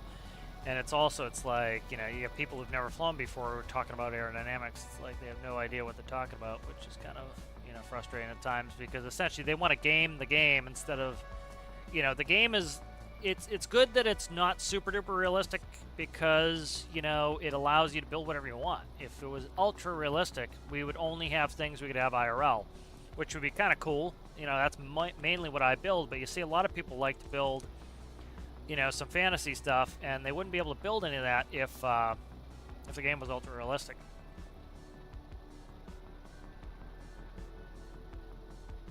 See how the props are just free spinning? That would be how they would be IRL. Is the a turbine has such low friction that you know, with a little bit of wind, turboprops will just freewheel. They'll just spin like this. You'll notice that if you look on a windy day at even jet turbines, you'll notice that the N1 blades are spinning because the wind's enough. You can take your finger and you can spin a huge turbine just with your finger. The friction's very low. And the same thing, a turboprop, it's essentially a turbine hooked through a reduction gearbox right to the propeller, so it turns pretty easily like that as well. And, you know, same dealio. It's going to be a pain in the ass to turn here. Hopefully I started the turn early enough. We'll see. Might be able to catch up with it. I can readjust and manhandle it if I need to. I'm starting to catch back up now. Yeah, I think we'll be alright. The wingspan on this is max wingspan, so that's also a pain because it's the maximum it can be, which is right how big the friggin' doors are. Get this in there. I have brakes, put the brakes on.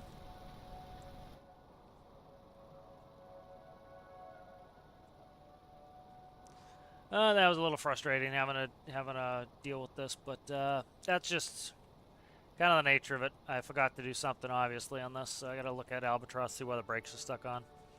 Would make sense why I was having all sorts of taxiing problems, because I was like, I couldn't get it to turn, and I'm like, why? It's because the brakes are on. Alright, so like this is the despawn area for it right here.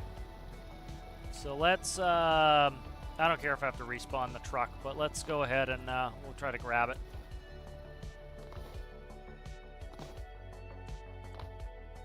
Alright, that's in. Alright, Albatross is in. Let's see what the hell is up with the brakes. Alright, brake controller right here. Flap spoiler brakes. Okay. Flap spoiler brakes. Alright, park brakes are right here, so we're talking if channel 3 is not on, channel 3 coming off of panel. Okay, so channel 3 is not on parking brakes. Alright, so it is a parking brake release, which is what I want. Channel, that's why. Okay. That would be why. Okay. That's why. Okay. So this is 3. Let me check, make sure this panel's going where it's supposed to go. It's not plugged in. Oh, I have 2 parking brakes. I forgot. This one's sticked up. This one has 2 parking brakes. Parking brake right here. I was using the wrong parking brake. God damn. I was using the wrong parking brake. This one came off another panel. This is dud. This is a dud. This is the right parking brake here. Ugh. Okay. So that's why we have problems. I'll spawn it real quick and test it, but that's why. Oh, you suck. Oh, you suck. Alright, let's see. I bet you that's all it was. Yep. Typical. Alright, good, so that's fine. I had duplicate panels. Yeah, so I hadn't finished that. Alright, so... what else is new? Alright, so jet fuel, we have 10342 in here. Let's go ahead and grab the pumper. Mini truck. That's the wrong mini truck. No, that's the right mini truck. That's the right one. Okay. Is that the right one? That's the right one. And then we want the pumper right here. All right, let's go pump this this jet fuel in, and we'll sell it. If I remember this was backwards, let's friggin' fix this, please. Let's see, what are you? You are out. Make sure this gets fixed. Yeah, this is backwards. Okay. Okay, that was backwards. That was the bane of my existence here.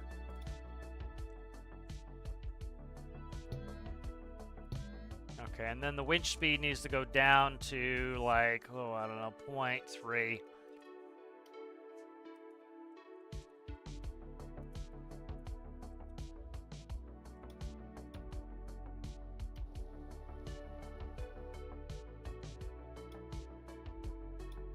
Alright, so that's better. That will fix this. Alright, I gotta get in the habit of fixing these right when I need to. I put them off too much sometimes. If you remember, we tipped over last time because the winch was too powerful.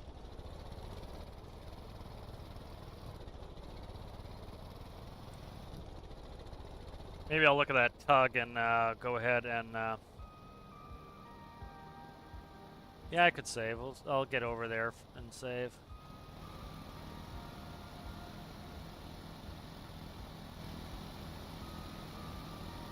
If I tip the mini truck over, it's not the end of the world. I can go get another, get a little crane.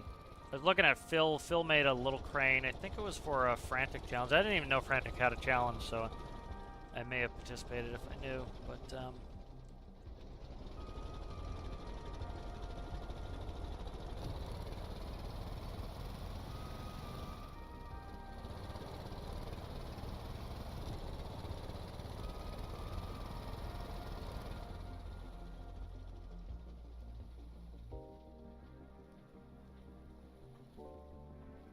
which one is 5, I think? Yeah, 5.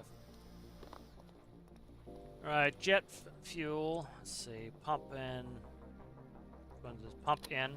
Okay. This one has a hose already. What is it? Which one is it? Yeah, that one, okay.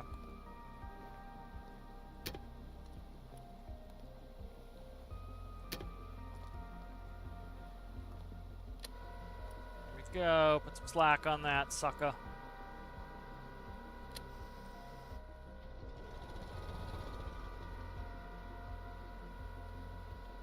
Take it easy. I got a habit of rushing this, and then I end up tipping the mini truck over. So.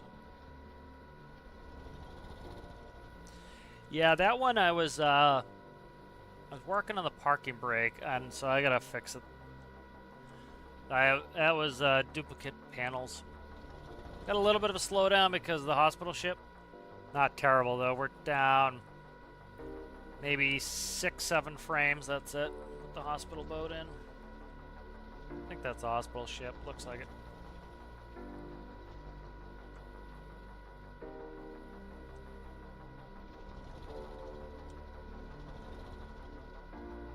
Yeah, don't be too rambunctious. 0.3 is too slow. We'll make it like 0.5.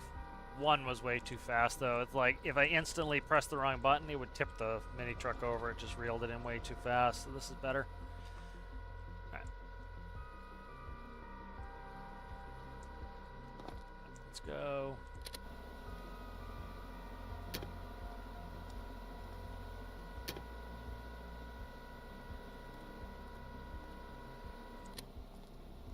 Alright, making money.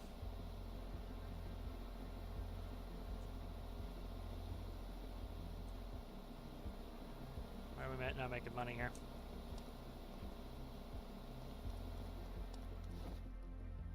Oh, this is gonna be a pain in the balls if this is hooked up wrong. Ah, I hooked up wrong. There we go. Luckily, I was able to swap the hoses. Alright, we're making money now. Alright, good. We're not taking the same jet out, so I don't need to save any fuel. Hospital boat. Yeah, let's see. Where's this fire that we just got? No clip must be on. Okay, let's shut no clip off. That way the missions will spawn closer. Vehicle damage can come back on. Alright, we still put this fire out. We still have 25 minutes on this fire, so people are dying, but I don't really care. We'll put that fire out next. Let's go. Let's leave this. I'm going to turn no clip right back on. No, we'll just teleport. We'll go put this fire out real quick.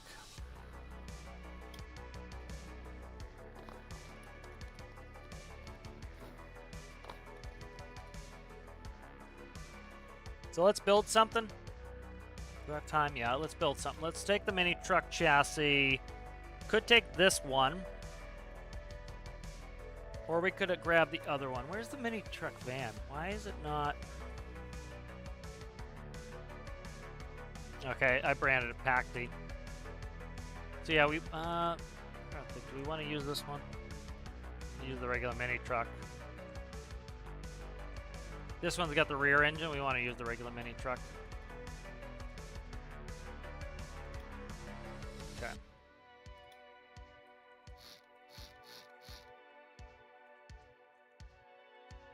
Let's do it as a module.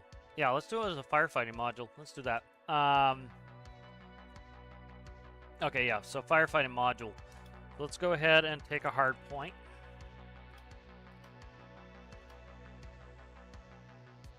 Yeah, I think module's better instead of having a innate vehicle for it. Okay.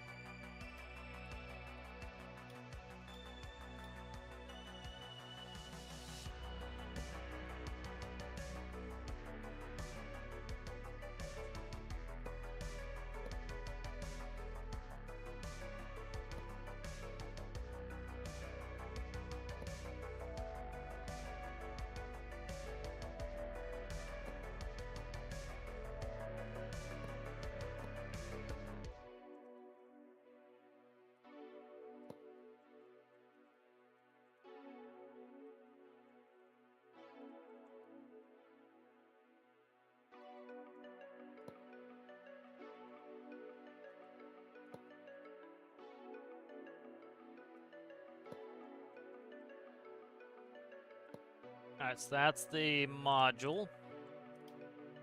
So let's yank the module off. Giggity. Alright, shit. Let's do this too. Frame it.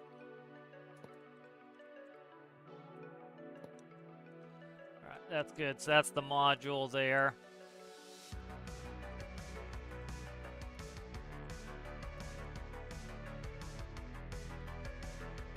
Alright, good.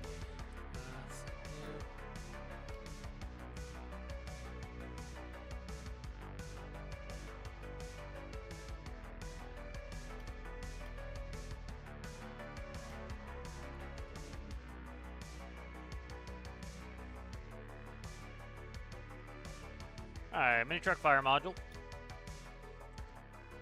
Alright, let's go ahead and don't save. Stop.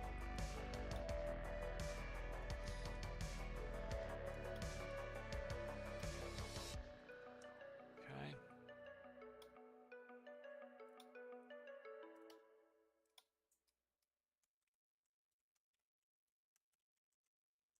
Okay, good.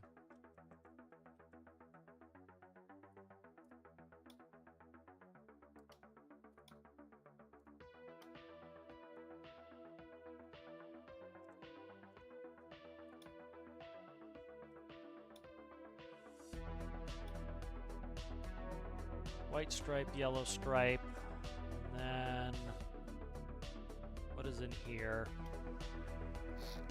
Hoses, repairs, meds. Okay.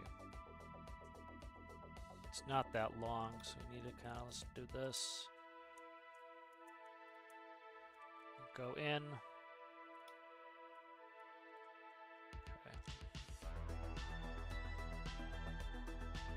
Cut that. Yeah. And then we need to find the door controller for this. Is where? Okay, that's all. I'll do it separate then. Yeah, we'll cut that.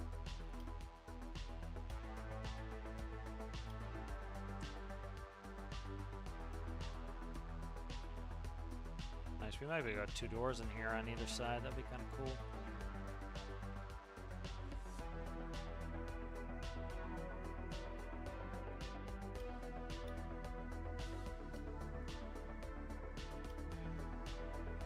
Oh, pissed right off. There we go.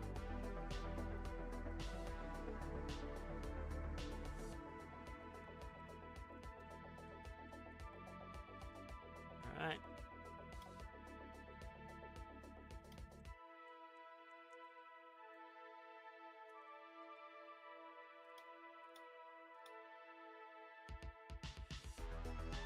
So there's 2 equipment lockers there.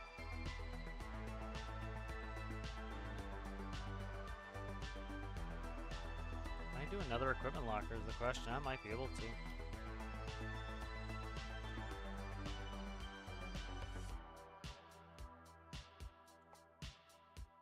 We can. Look at that. That's beautiful. Alright, good.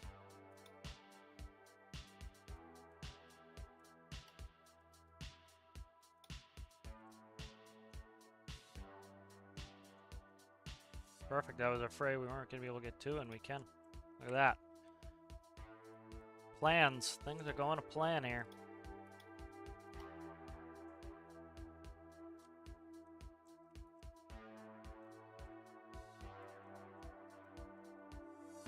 Alright, so there's equipment lockers, and then we want the last one to be the, let's save this, the actual pumping system. Let's go ahead and let's load that fire truck back up. And I want this one.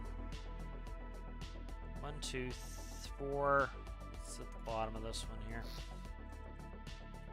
Oh, that's the stability doors, that's this right here. Okay, we're good. Grab this. Now we need to go in one. And then I do need all of this bullshit that goes to these panels, so.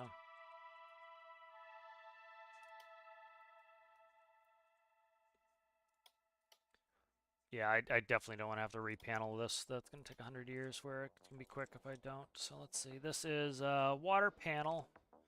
And this is equipment lockers. Let's grab both of those. Should grab all that. Trying to not make this take 100 years. Probably gonna need an APU in here if it's pumping electric motors. Could just do a diesel pump on it too.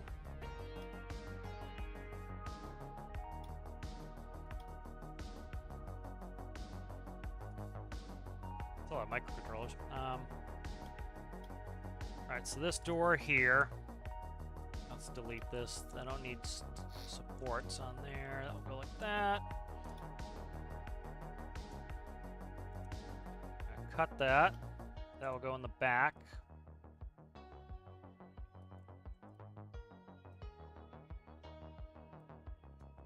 Right there.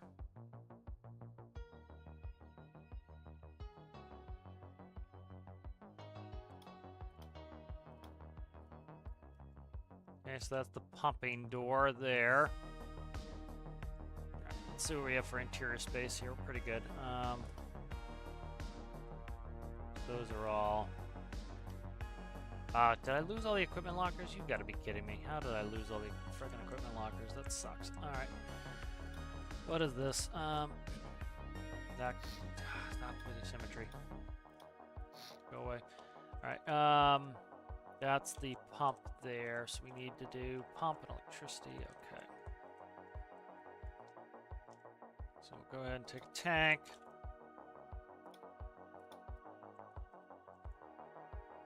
Black. I have a white tank and I want it painted black. To be heavy with this many liters of water in it.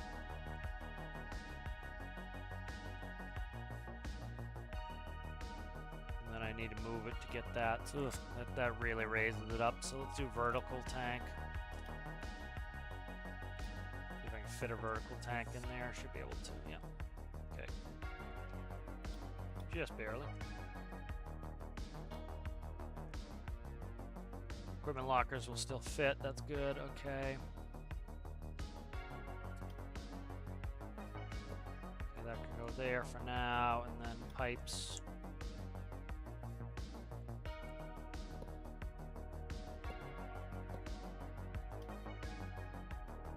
Make that a freshwater tank. All right, let's see. Equipment lockers can shrink by quite a bit. Should have kept that connected is the problem. So we have 4. So let's grab equipment lockers. Let's pare that down to 4. So 1, 2, 3, 4, 5. See ya. 6, 7, 8, 9, 10, 11, 12, 13. Okay, much smaller now.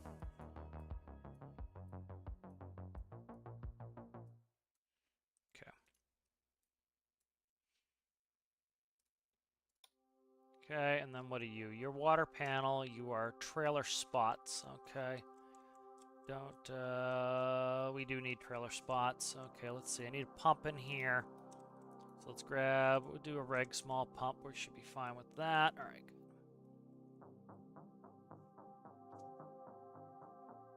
So Let's go pump.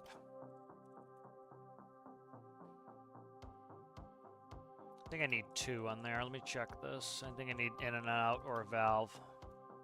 Pump out, pump in. Yep. Tank volume. Okay, so tank volume is going to be off of right here. Tank volume. 2 pumps to rule them all. All right.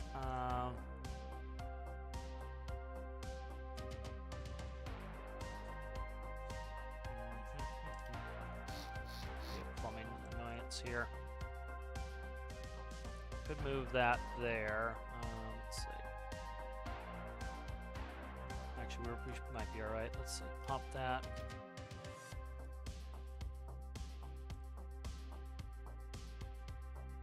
Let's flip this.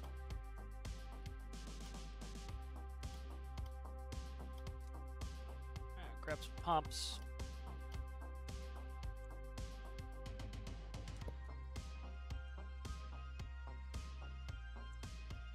That, all right.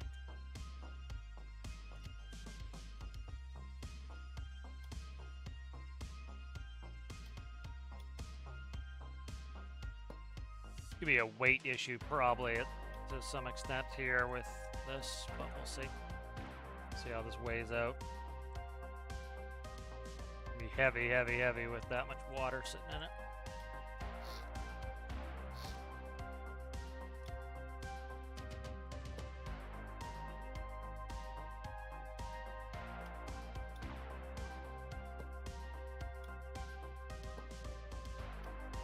So the nice thing is the world pauses when we're in here, so it's not like we're actually expending any time.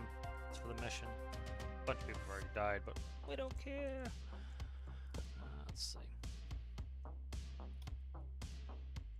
Alright, so that is now plumbed. Do we have any space in the backside? We do. Okay, so this is going to be air valve, right? Air relief right here. So let's go. Gas.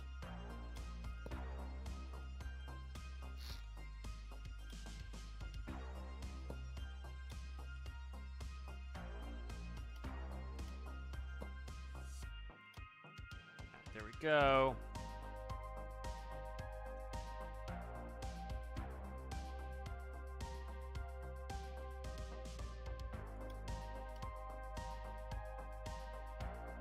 That needs to change there. Okay.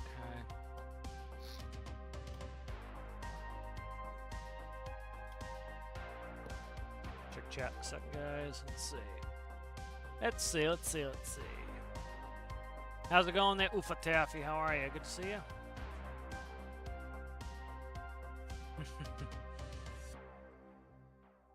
Oh, they're only offering me a tiny bit of money, but I had airplane problems. The other people dying was not the biggest thing.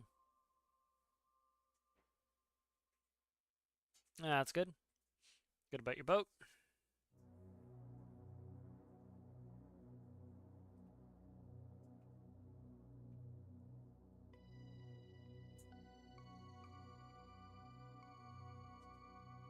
Yes, the world outside's paused. Yep, when you're in the build menu.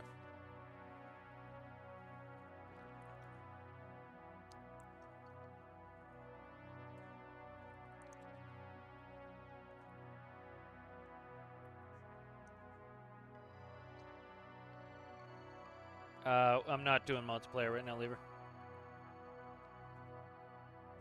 Alright, so let's see. Let's fix this color here. Oh, Jesus Christ. Flicking the camera around. Alright, let's try to plumb in what we can here. So this is going to be pump out. Ah, shit. I screwed up the pumps. How did I screw up the pumps like I did? I did screw up the pumps, but let's see. No, I didn't. Pumps should be fine. Yeah, pumps are fine. Okay. Never mind. Pumps are fine. Pump in should be this one. Okay, so pump in is this one. Pump out is that one. Okay, good. Pump out is that one. I didn't think I screwed them up, but... Trailer spots. This is equipment locker 1. 2. 3 is... Oh, shit. So so I need one more, because I have 5 total.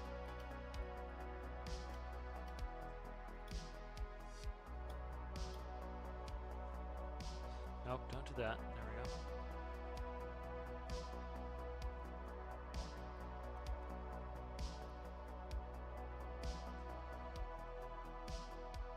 So there's 5 right there. Okay. Alright, so 1, 2, 3, 4, and 5 on those. I gotta dick with all the numbers here. Let's check the numbers on this. Assume they're chronological, I hope. 1 through, yeah, they're all good. Okay. Let's change these. That should be 1, 2. Where's the... Okay, I need to put a panel in here. Somewhere in there. Okay, I'll deal with that in a second. Okay.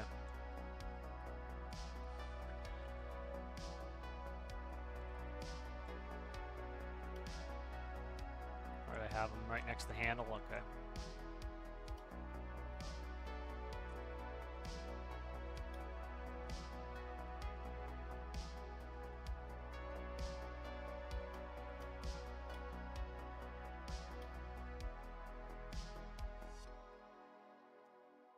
Oh, come on. How did I do the wrong one?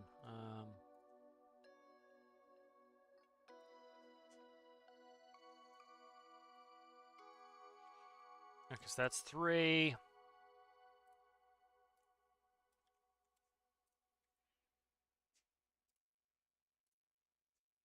4, 5. Okay. Let's make sure this is right here. Nope. Shit.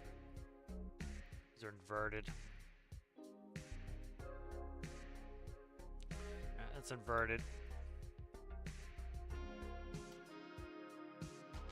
Okay. Yeah, it should hopefully be fixed now. Let's see. This should be now on the left side. Yep. Okay. This one here should be. This one's gonna be backwards, which I'm not really thrilled about here. 3.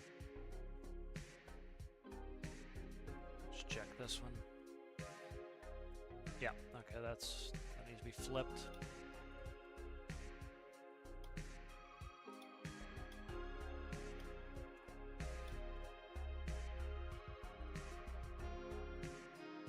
Okay, so that is now 3. 3, okay. Hopefully these are not screwy.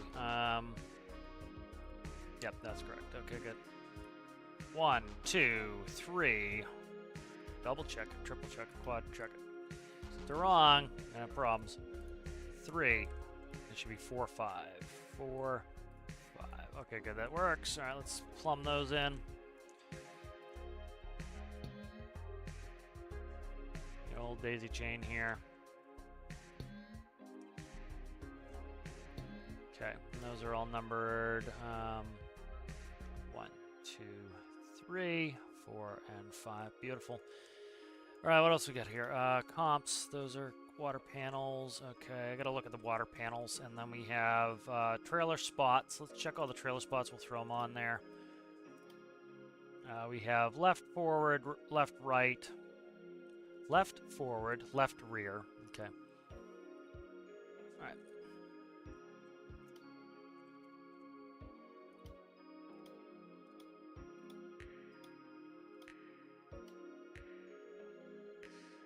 Not do any symmetry here.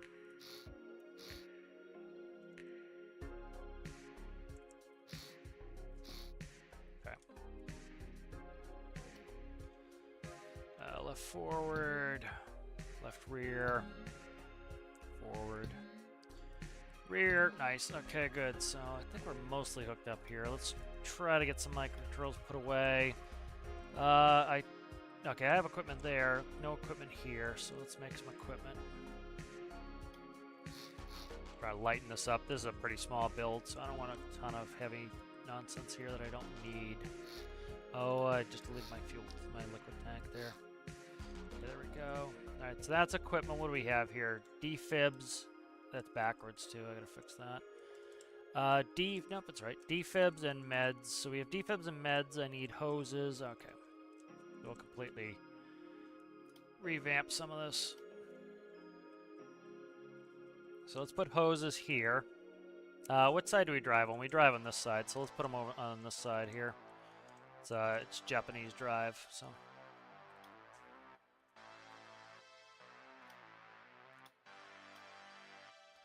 Japanese drive. 3 doors, 3 tall doors, 3 talls. Okay.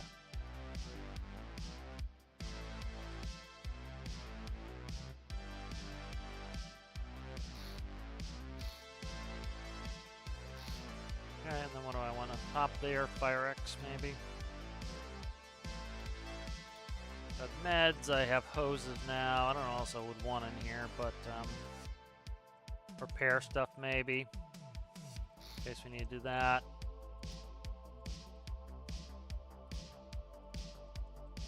Stop flicking around camera, I gotta change the DPI. DPI comes up too high on the set for Tarkov. And then it's supposed to change it when it comes over, but it doesn't. What the fuck was that? I clicked the wrong one. Okay, I got rid of the wrong one. Alright, so let's do porch. Rope.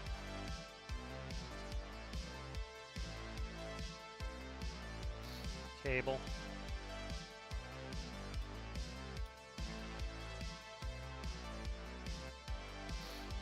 Should probably put a fire suit in here. Yeah. Let's it's on this side. This side we'll get the fire suit. Okay, good. Need one more thing in here. What did I put up top? Nothing. Okay, it's got med kits down here. We'll delete that, delete that. What do I want on the bottom?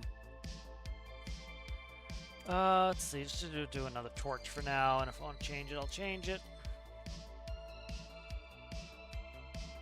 There we go. Okay, and then we want a fire suit in here on this side.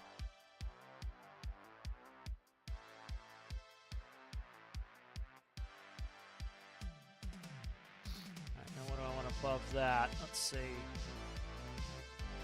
Do Fire X on top. Now we'll do here a flashlight.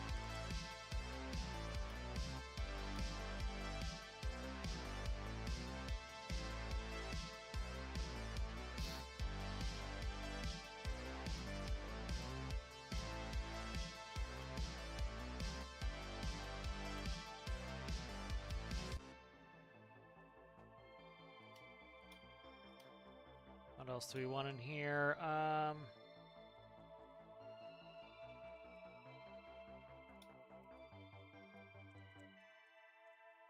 Check all the equipment. What do we want? Let's see.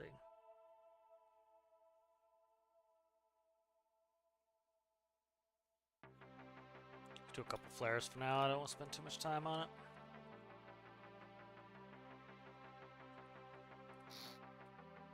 Kind of like road flares. Alright, so that's kind of got all the equipment we need in it. Start banging away some of these panels. What happened to my... Fuck! That was not good. Shit. I gotta back it all up now. I deleted the friggin' panel over here.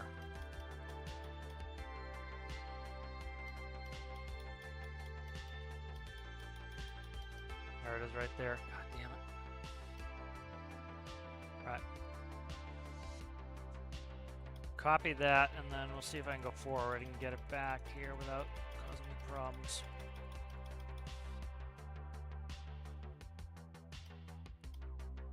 I'll have to reconnect it, but that's the least of my worries.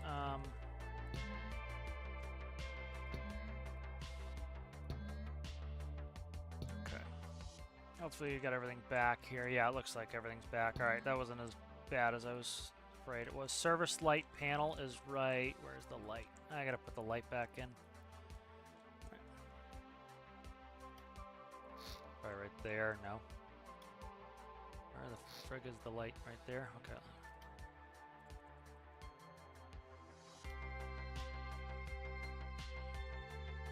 It's not gonna like that, so I need to do a paintable indicator.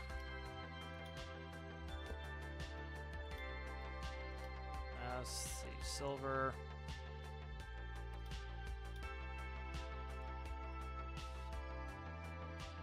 Let's not do that. What's the interior gonna be? Black, so we'll do black. And then we'll grab that silver for a ring on the light.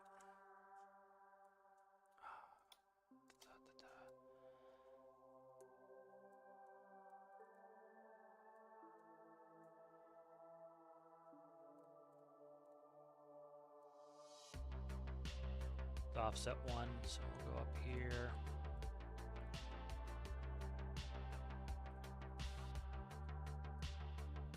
Okay.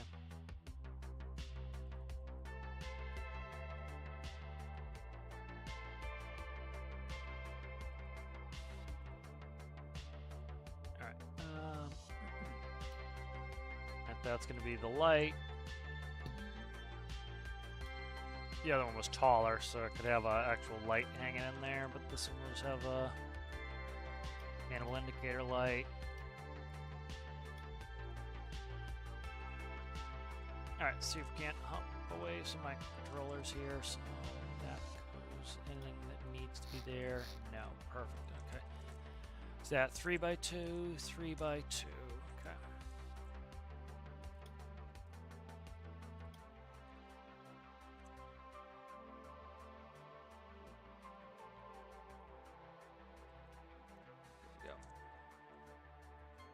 There we go. 3x2? It is.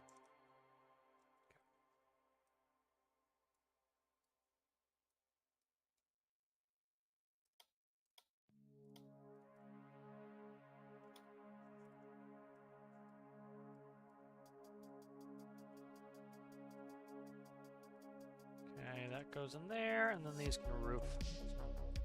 What's that? 4x2, 4x2.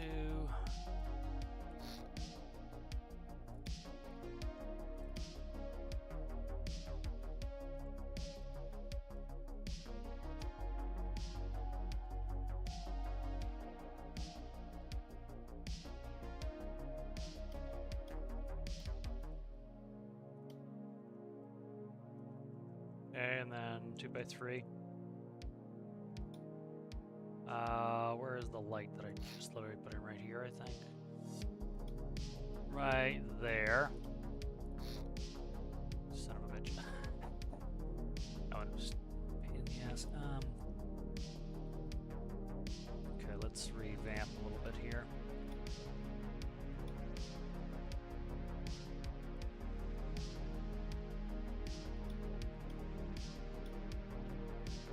Gonna screw me up there. No, that's fine. Okay, good, perfect. Might be heavy though with being in the mini truck, so we'll have to see. It's gonna probably be pretty heavy with the water in there, but we'll see how badly it affects it. All right. All right, electricity. Let's go ahead and we need. Jesus Christ. All right, these all go to here.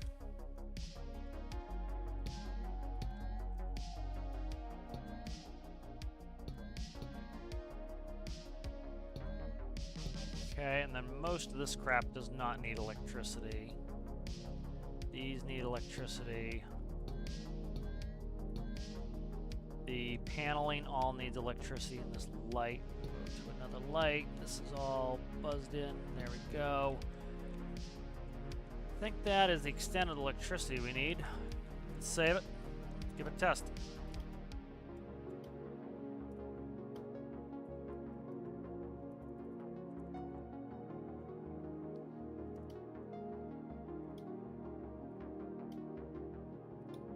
Works in the first try.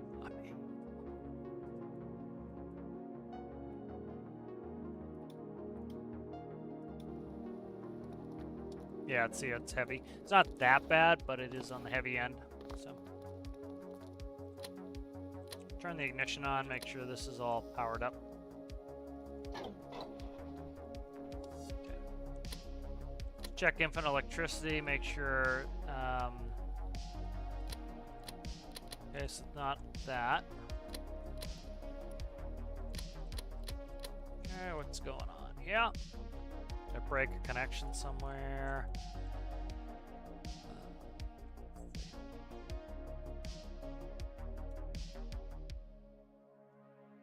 Water panel. This, okay, right here. This got the connection broken here. Spawn it. Let's get rid of infinite electricity.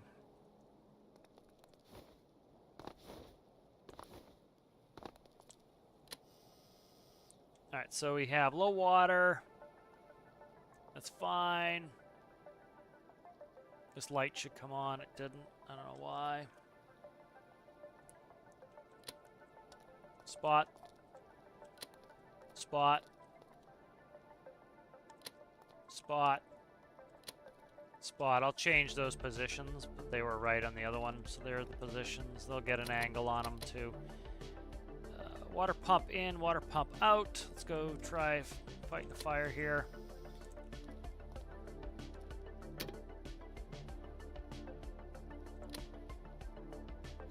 Looks like it's pumping water to me, baby. All right, let's go ahead and go put out a fire.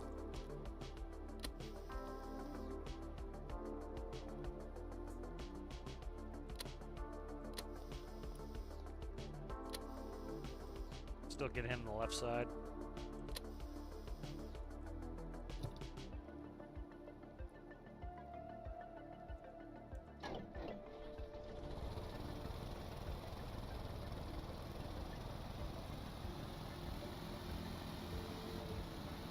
Works pretty good. It's heavy. That's a lot of water in there. Probably don't need that big of a water tank. Probably cut the water tank down, but this is fun. I'm wanting to build a little fire module for this. Oh, those people standing there.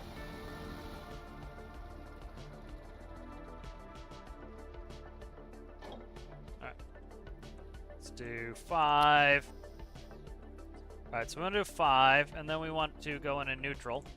So we'll go into reverse, up 1, and then we'll rev the engine. So that will work as a generator. Go ahead, we want to get our fire suit. It's upside down. Want to pump water out.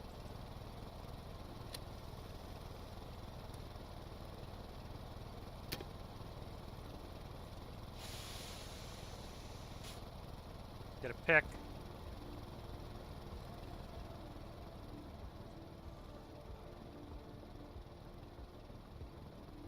Not showing any of the spray, but why is it not showing spray? Not pumping is why. Why the hell are we not pumping? It's R now, right? I just tested it. It worked. What the hell, man? Has an air relief valve on there. What the frick, man? What's up with my water, man? I literally just tested this and it worked.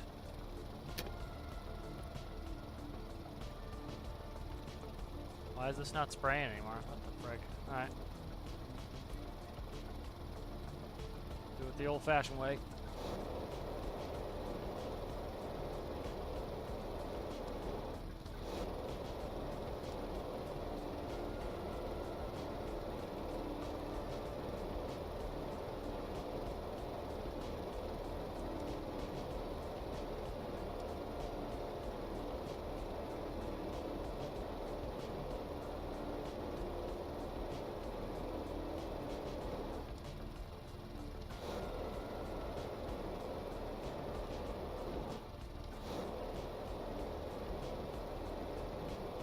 Play with the pump, see why the pump's not working right.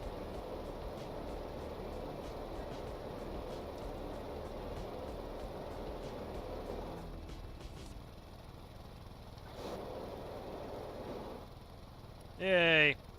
Alright. You dead? He's dead. Yeah. You dead? How many of these peeps are dead? Dead? Dead. See ya.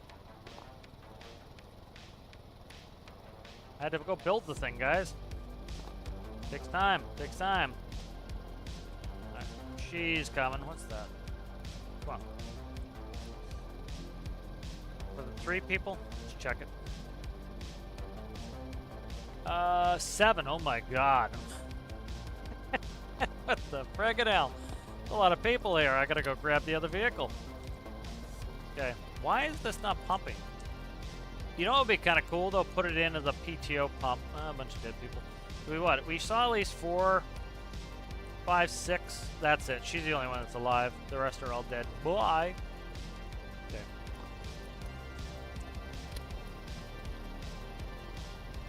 Adios there, muchachos. There we go. Curious why the hell the hose stopped working. Working for a little while there, and then it was like, nope, done.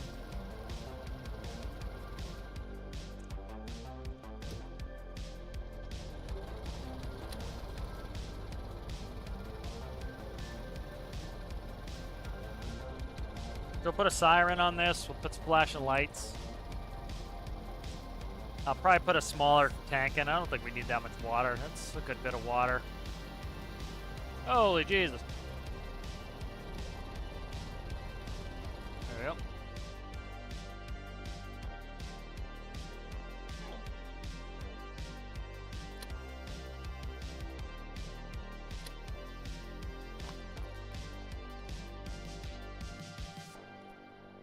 Come on, give me you. I saved 1. Alright, nice. Good little side project there. Let's check on the status. We're not making any more money, so likely we're all pumped out there, so that's good. I forgot completely that we were actually doing something.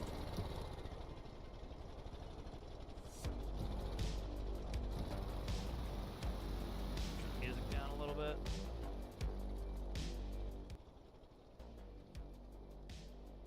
Alright, so continue to work on this maybe a little bit.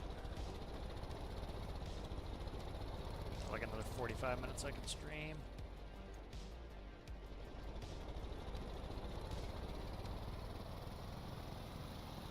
Yeah, so pump's a little bit on the heavy side, so probably dump that a little bit. There's some redundant gauges in here that aren't on the other system.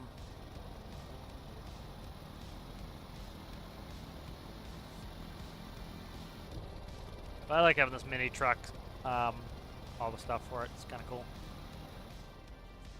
Alright, we'll quickly just see what the hell is wrong with this and why it doesn't want to behave itself. Let's see.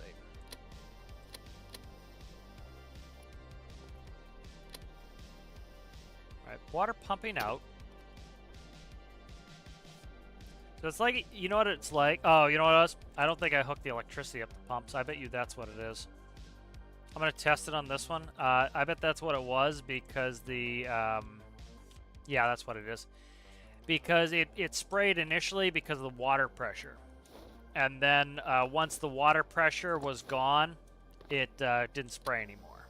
So, you know, that's what it was. So like here, let's test it. So this should have water pressure again. So pump out. There we go. Now as soon as the water pressure is gone, it should stop. You can see it's starting to run out of water pressure. So the cool thing with this, like a lot of people who like, I don't know, rag on the pressure update was you can do things like you don't even need a water pump, you just need an air pump. And you can pump air into the tank to push the water out. Things like that are really cool. So see, like we're toast now. So what we can do here is if I turn on infinite electricity, we'll test it. So infinite electricity is on now, and we're good again. So it's just, I didn't hook up the electricity. That's a simple fix. You see how well we pump now. So that works out nicely. So let's fix that. Alright, so we'll actually grab the module itself. It's so like, there's so much electricity going on here. This is right here where the problem is. So that's right there. And that can plumb into anything. I'm just doing it all together. That works pretty well. Let's go ahead and save it. Let's grab the fire truck.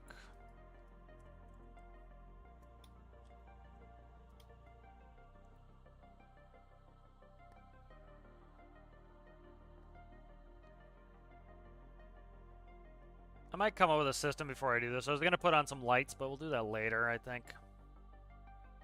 Yeah, I think it's also cute and funny with that big box on it. That's what I like about it. You know, it's kind of fun. Oh, wow, the chat just caught up. I wonder if chat was frozen for a second because it, like, caught up. Big man, how do, sir? Oh, I'll show you, big man. It's, is it saved in my backups? Here it is. It's a mini truck module for, it's a module for the mini truck. I took this off of the JSI Challenge fire truck, stuck it on here. I screwed the paint up. Let's fix the paint here. Paint's got to go around there, but it's a module that will go in on the mini truck so that it can go ahead and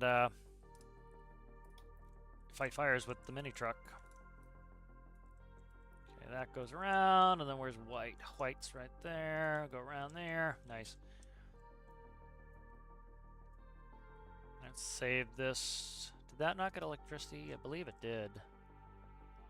Paintable indicator got electricity. What is that shit there? Okay.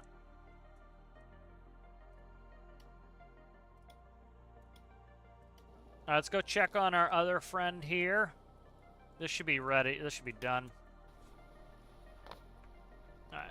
There's the module for the pump. Let's check our J8 fuel. JAT fuel. Okay, good. So jet's empty. Got an extra hose on me here.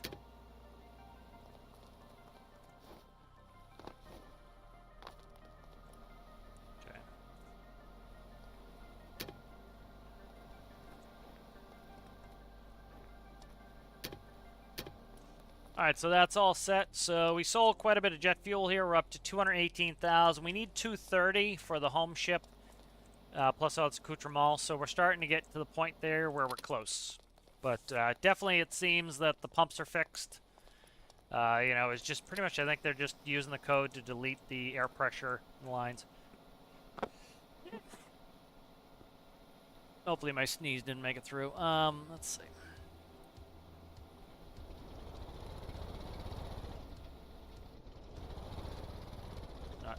Break my door off here.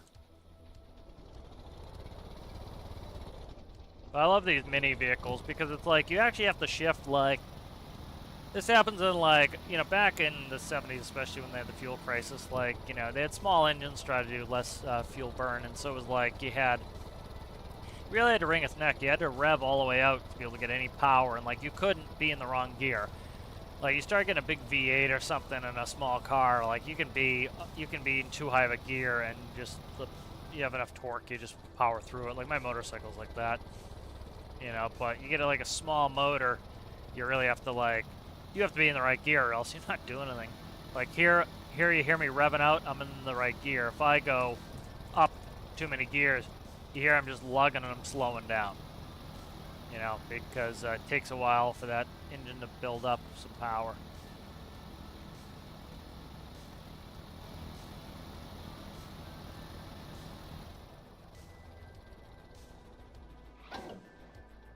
Alright, good. So that's put away. Let's see what we got for cash. So 22.3.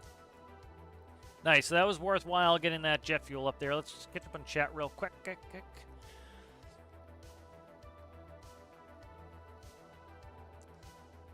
Oh, some breakfast. Lovely.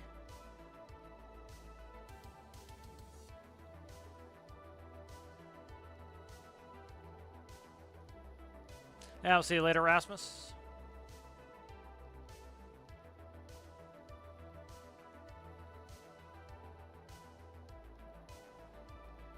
Yeah, don't care about the management. It's going well, officer. How are you? Good to see you. All right, good. So let's see. We have 6 fish. Let's see what we want to do here. Let's probably head back. I want to check on the oil rig. So do about half of an hour left. So let's fly back. Let's grab a plane. Diesel plane, because we are currently out of jet fuel. Let's find a plane. Albatross. It was good to get the Albatross back out. Again, the brakes weren't really a problem. I was just using the wrong switch. This thing needs some tuning help, some tuning work, and I haven't done it yet, so not going to take that. Ooh, you know what'd be fun? I'm curious if the cooling's going to work, so take the ultralight. Which one? This is the 2-person ultralight.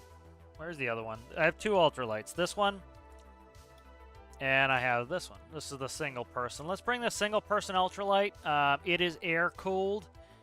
I don't know if it's gonna work, so I'm gonna do. I'm gonna shut overheating off. And I want to check the engine. I want to actually test this. So let's take the ultralight out. This ultralight is super efficient. It should be able to fly from here to here, back, and then one more time. So that's 3 on a tiny tank. It just has the 1 fuel tank. So pretty damn efficient. So let's see. I'm trying to remember how to run it. 6. See if this has an electrical problem. I need to vent the tanks too. Yep, it's got an electrical problem, and I got to vent the tanks. So we'll do that. Oh, you know, it doesn't have an electrical problem. It has a breaker switch I did not press. So it does need to vent the tank, though. So again, this is the big thing that a lot of people are complaining about, is having to do this. Coming in, put a T-piece on. Put a gas relief valve on. That's not going to fit there. Let's try to fit it. I think where the best place to put it is. Let's see. Can't go there. What's that? Okay, we can go right here. All right, let's go ahead and back that up too. Let's grab this. Yeah, but this is the big thing. It's like, you know, that's causing people to pull their hair out. It's like, it's really, I understand it, but it's not a huge deal. It really isn't. It's pretty simple to fix, and it takes like seconds to fix. What is under there? Seat? The seat. Okay, so that's in the seat. Let's see. Right behind, what's that behind? Right there. I'm going to change the exhaust so I can move that. All right. Pretty quick fix. Let's grab that, cut you. Go like that. I think I prefer that anyway. Right, then what we can do is we can take this, which I think is probably an alternator. Goes right there.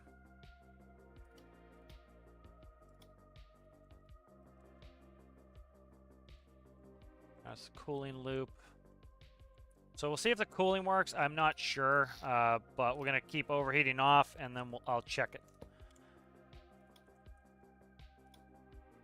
They'll tell me if I need to fix it.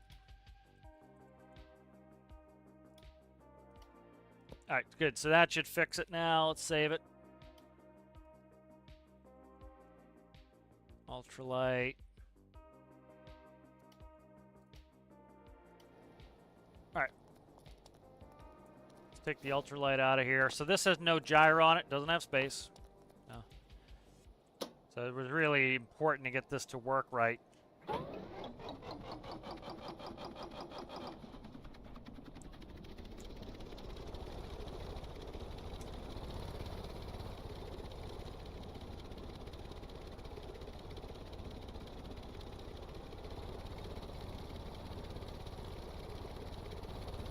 I'm trying to remember how much flap I want on this, so I don't think it's much. The 2's flap down. I don't see the flaps moving. Okay, I pressed the wrong button. So they're inverted. I gotta fix those.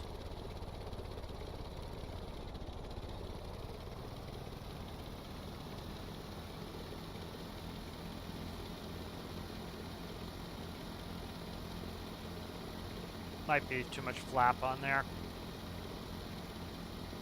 Could be too much flaps on here. There we go. I think I put too much flaps, and I think I'm supposed to do a flaps up takeoff. Yeah, I think it's supposed to be a flaps up takeoff.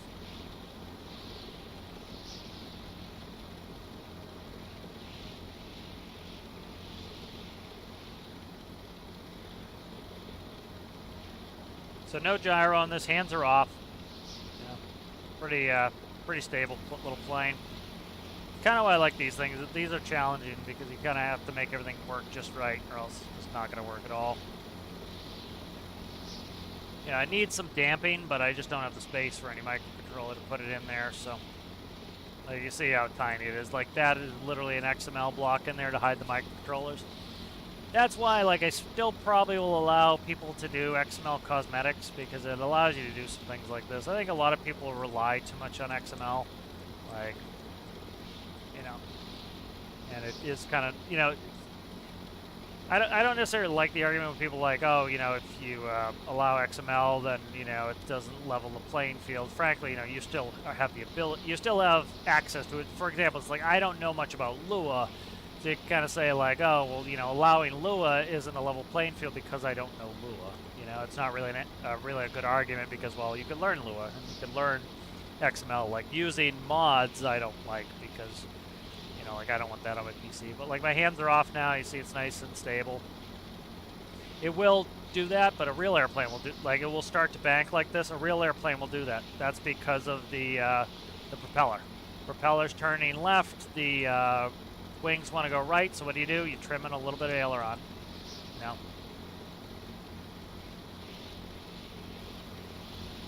But let me see, temp. So yeah, likely we're going to overheat. This was air-cooled before. I don't think it's... I think I might have to put an air burp in that as well. So I might have to air burp the liquid line. I bet you that's what I have to do. So I'm going to have to air burp the liquid line. I'll do a test to see if I can get this thing to cool with air cooling again.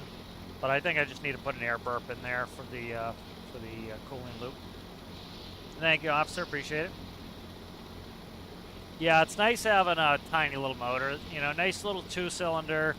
This thing's fast, too. It's like, what's the speed? Airspeed's 150 knots. So, a Cessna 172 does about 120. So, this does 150. So, it's pretty fast. You know, like I said, I can go from pretty much military to FJ, back, and back to FJ, so like 3 trips on a tank again. That's what it was before, so that's the fuel efficiency of something like this. So it's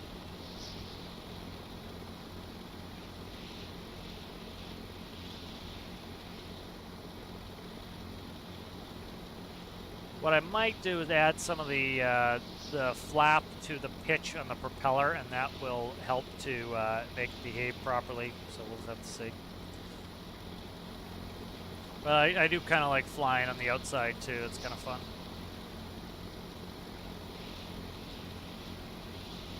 Alright, so just dead reckoning. So there's the...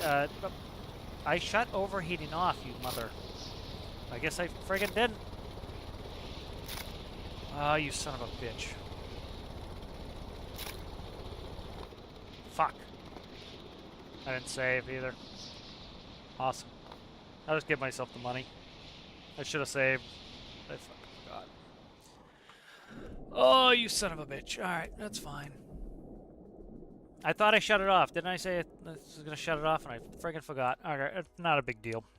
I'll just give myself the money. We had enough, like, problems this episode, but I got some stuff built, so that's all that matters.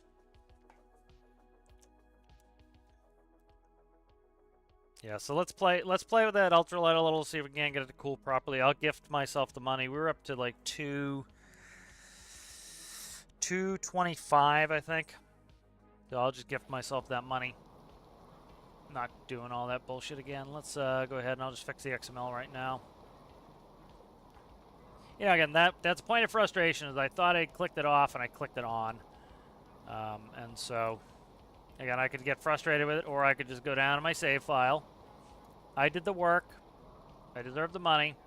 You know, I was trying to do a test. It wasn't like, you know, so I was trying to do a test here and thought I'd click something I didn't. So let's just go in. We'll do 225 on the money. 225. Save it. And now we're back to the races. There's no need to be frustrated. You know, that's... Some people are just like, love to get frustrated. It's like, you don't have to get frustrated. You can just... I don't know why it didn't save that as the most current. Let's check it. You know, you don't need to get frustrated. You know, it's a lot of that. is just self-imposed. Just chill out, give it a second, fix it with editing the XML, and you're good to go.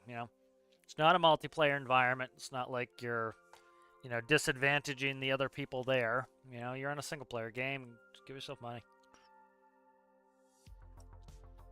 Spent hours doing it. It'd be frustrating if there it is, 225. We're up. We're fixed. We're whole again. No need to complain. So, all right, let's go ahead and work on the cooling on that. See if I can't get that ultralight. I'll break my ankle again. I'm so sick of this flashlight. Let me get rid of the flashlight. Flashlight's driving me nuts. All right, here's the ultralight backup. So likely what's happening is it's not getting good flow rates because it's the air pressure added to the fluid pressure is causing it to overpressure, essentially. So what we're going to do here is we're going to take that, and we will T-piece this. Here, let's just grab this. It's a little cumbersome for small stuff, but it's still not the end of the world. I can see, like, if you have a small car and you have to vent out two things, yeah, I can absolutely get that being a pain in the ass, but, big stuff, it's a piece of cake. Like you saw, like, Albatross took me 2 seconds to vent out. The other thing, too, is these scoops have been misbehaving, so we'll give it a run. We'll see what it does. But that should relieve the air pressure. Let's go ahead and start the engine, put the brake on. There's the breaker. I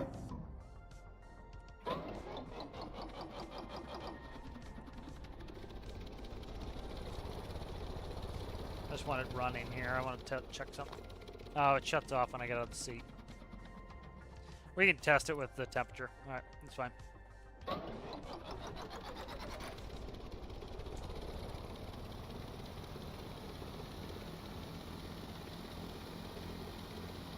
Oh, come on, dude. I'm trying to fly here. Okay, so yes, I think the flaps are connected to my prop pitch. So I just have it backwards. I gotta fix that. I'm gonna test the temperature here. So if that's getting good flow rates, that should cool this. This was cooling before. So we'll check it out.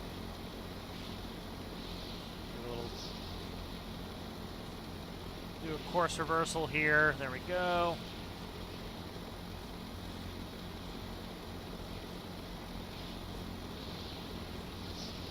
Part of the instability in roll IRL would be fixed by the rudder. That's what the point of the rudder is to give you longitudinal stability.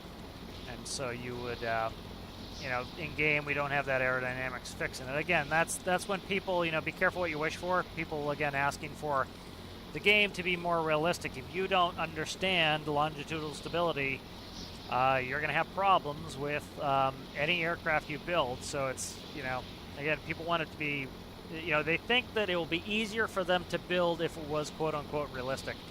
For a lot of people, it's not going to be easier. It's going to be a hell of a lot harder.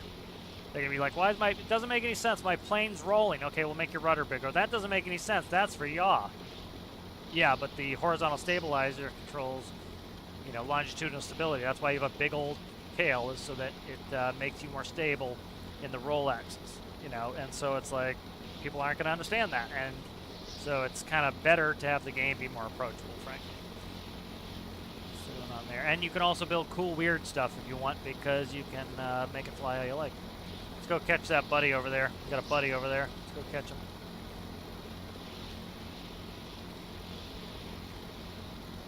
We're probably faster than he is. I lost sight of him. He's over there. He is right there. He's 12 o'clock low. 11 and 12 low. Intercept. Temperature is coming up fast. Let's go ahead and actually shut off engine overheating. I must have shut it off for something else and then turned it back on. I bet you that's what happened.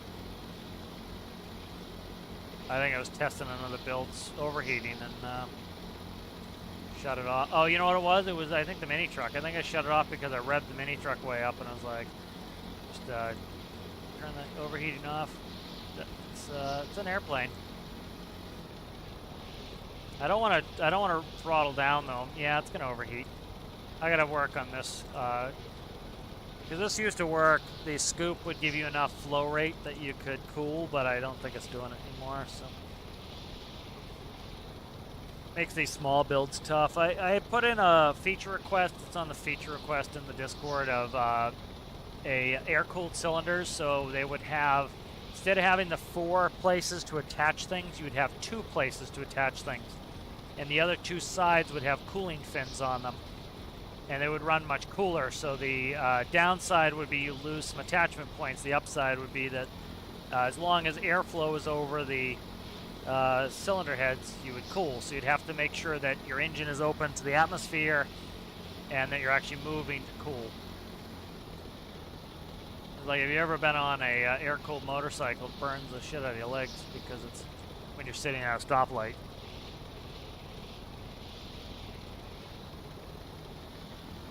So yeah, we definitely overheat. We're already up at 111. So I got to work on that cooling system. The air cooling is just not going to work at this scale. I got to try to come up with something. I could probably put a radiator on, but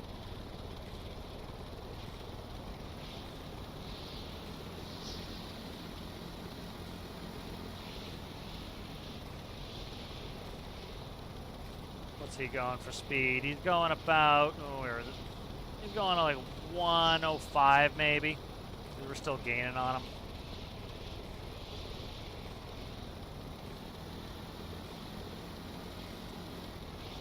That looks like a cub.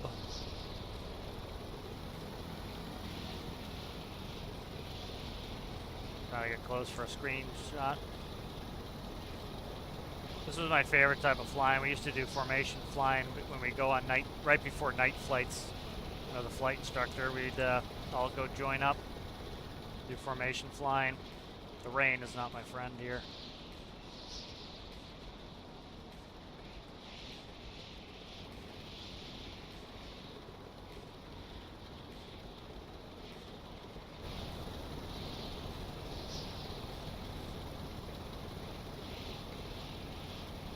Gotta watch with target fixation on this. That's how you hit something. I started getting fixated on him, so I had to stop. He's got a, is that a tail rotor on him? Or is it a small rotor on his, you gonna crash? Jeez, he doesn't give it any room for any extra clearance, does he? Right on the hairy edge. Yeah, like you start getting target fixated, you'll hit them every time. So you want to not look at them. So like as I'm getting closer, like I'm watching him to get close. So I'm looking right at him. This is gonna bring me right up to him. And then I want to not look at him. I want to look to the left of him. So I'm going to look over to the left, and that's going to help me get on his left wing. If I look right at him, I will hit him every friggin' time. So like, even now, I'm being careful fixating on him too much.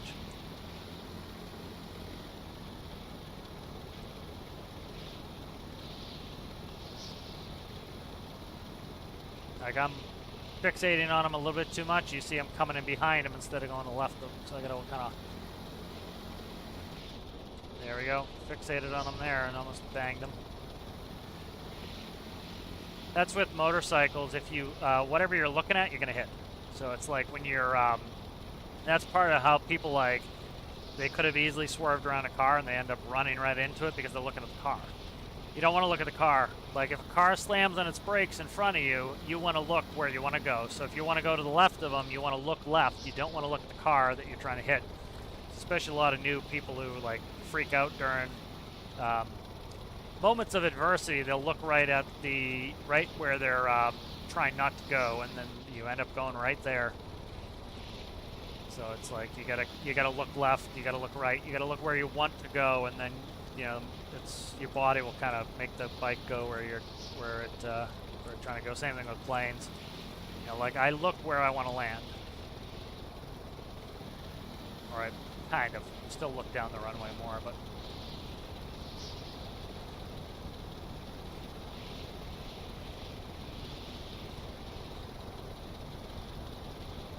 Try not to bang him either.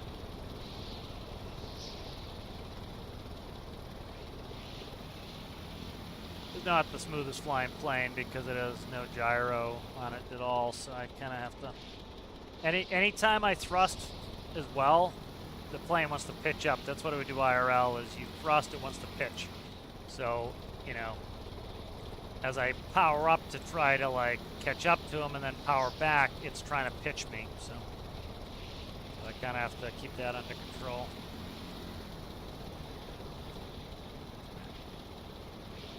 Kind of fun going with him for a little while. But, like, we're having no fuel, it's showing 0 fuel on that, but that's probably the gauge being wrong.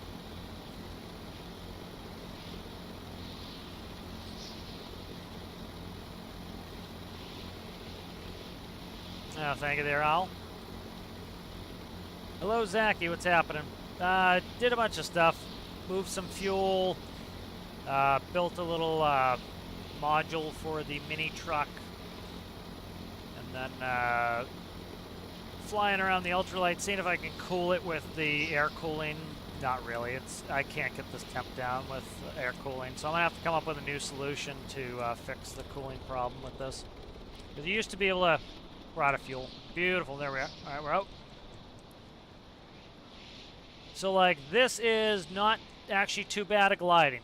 Like, I don't know what people think when they're talking gliding. This is gliding here. That's about where we're going to get. You know, you need to maintain your speed. You need to dump your nose. We might get a little bit better of a glide ratio, but, again, you're getting people who've never flown an airplane again thinking you have these ridiculous glide ratios. You do not. Or well, let's put it this way. The glide ratio is what the glide ratio is, but people who have never flown an airplane before are telling you this doesn't glide correctly. And they, you know, and it's like, well, what do they know about it? And it's like, it frustrates me, because it's like, you know, it's like anything. Like, if you were an expert in, I don't know, carpentry, and I as a lay person who've, like, built one thing, tells you, oh, well, you know, just do it this way. You know, you'd be like, dude, that's not how any of that works. You know? So it's kind of, it's a little bit silly. But, like, you know, that, if you lost power in ultralight right there, yeah, that would make sense. You're about here. You're not going very far. The whole thing you want to do is, when you have an engine failure, you need to maintain best glide. So, like, in a Cessna 172, it's 65. The reason I don't bring up the jets is it depends on your weight, you know, and so the weight changes so much in the larger airplanes. You can't give you just a number. You have to go do it in the formulas. But the, so you're talking 65, is 65, 62? I can't remember, is best glide. You know, it feels like you're dropping like a stone. I've done that before, where we've taken off from a runway, and I pulled the engine on the student, and I've done it myself, you know, in many times. And you pull the engine, and you have to dump the nose like 20 degrees to maintain enough airspeed not to stall. You know, it's extreme. You know, and, like, came in on a nice glide path all the way down, and eventually you're gonna lose enough effectiveness on your rudder. But, like, you notice we didn't crash, we didn't die, I didn't get any injury on that. You know, and it's pretty reasonable descent rate, you know. But again, the lay people will tell you that, you know, the aerodynamics sucks in the game. It really doesn't. You know, it's not perfect, but it doesn't. I think it's perfectly usable for a lay person. Let's bring that up. All right, let's go map vehicles, bring this back. So we were able to fly around with him for a while. We went up there and got back here. So it looks like fuel burns a little bit higher than it was before the pressure update. Trying to decide how to fix the cooling on this. The problem we have with cooling is the scoops are screwed up.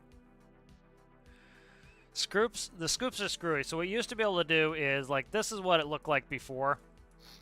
So you used to be able to do this, and, like, this used to cool fine. So what would happen is, when you start moving forward, we'd be going at 150 knots, and so the air would come in the scoop, and it would cause pressure, so it would actually be like a pump. So the air would come in and push through and out, and that would be your airflow. And then this here is a water pump, and it would water pump through. So let's see if we can get rid of this. Okay, let's go ahead. I'm going to do a quick test on this. I've got a save, so let's go like this. Let's delete you.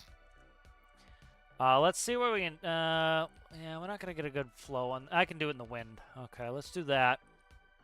Let's see what we get for flow rates. Without the tank.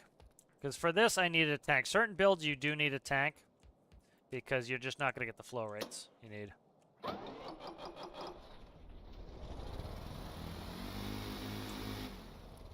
Ah, dick. Let's see, where is the... This has an occupied seat that tells it... kills the engine if the seat's not occupied. Where's my engine microcontroller? Engine right here. Alright here, so let's just do a constant on. We'll test this out real quick. Alright.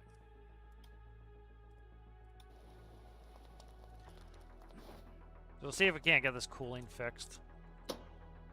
I like to be able to cool this.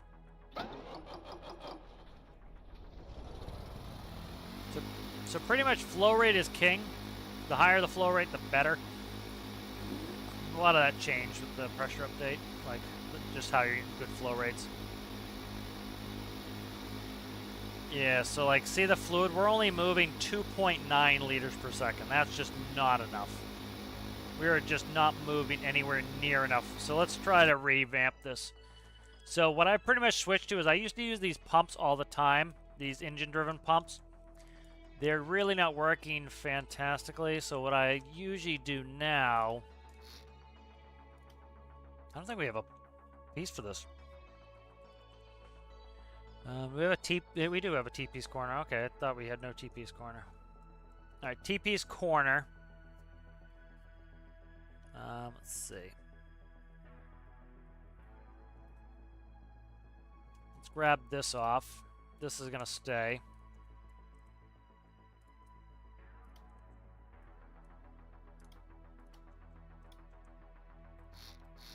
Get rid of that.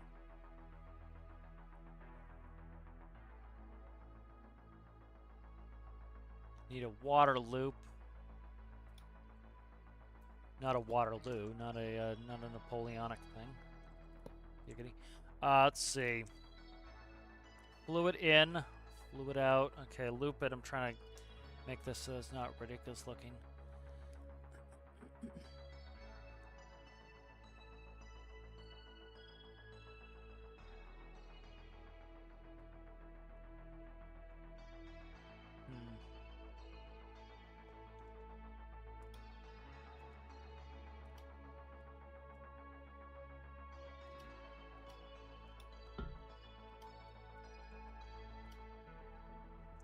Try not to swell it up either, more than it needs to be.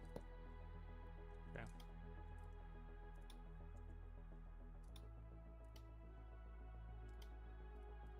Okay, what are we looking at here? Watch this be backwards. Fluid in. Hey, it works. It's the right way. Beautiful. That's shocker there. That was where it needed to be. So this is what I've been doing lately, is using impellers. Because you really don't need to rev them up very high. It's only like 7.2 RPS. So let's see if we can get good flow rates on this now.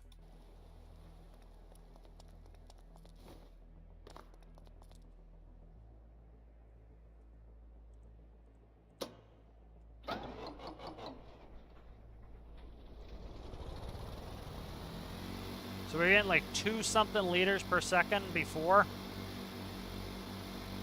Damn, we're still getting that. Why is this so terrible? Are we just low on water? Interesting. Let's put the tank back in.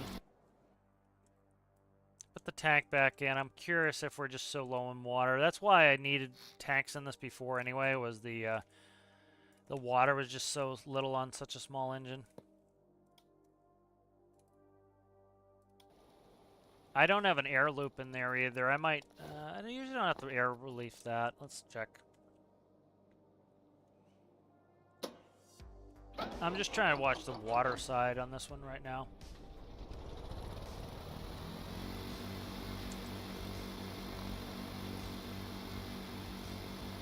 I'm just checking water side now. So that, see right there, we're at 23 liters per second.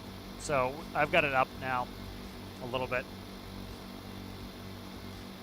And we're at 24 atmospheres, pumping water through. So you can tell what's the air pressure, what's the water pressure on that. So we're up to 23 liters per second. That is unlikely going to be enough to keep this engine cool. We'll see. All right, so now let's test the scoop. So we're, let's see, let's do wind. Put the brake on here.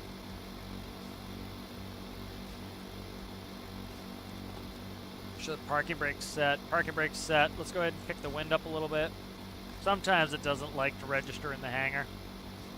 Where are the streamers? Streamers are coming this way. Let's check this now. Try to change the direction of the wind.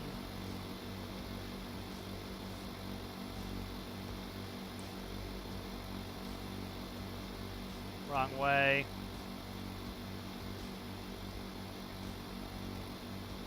Wrong way. Why is that? Why is it only going one direction? There we go. Okay. Now we have wind straight at us. Sometimes it doesn't like it in the hangar, though. It ignores the wind. So.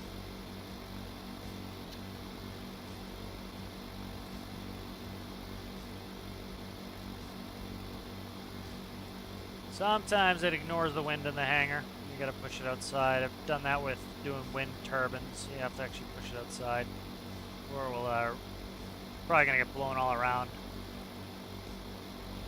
There we go. Yeah, I can hear the wind actually moving now, so. There we go. 717 liters per second. So it's pushing a lot of air. You can see it pushing insane amounts of air. So it's the water flow is just pretty damn low. Yeah, so 2.89 to 23 is a nice improvement. So we'll see what it looks like here. Temperature, I can't. Okay, so temperature we're at 76 degrees and climbing. I forget what it was before the update's the question.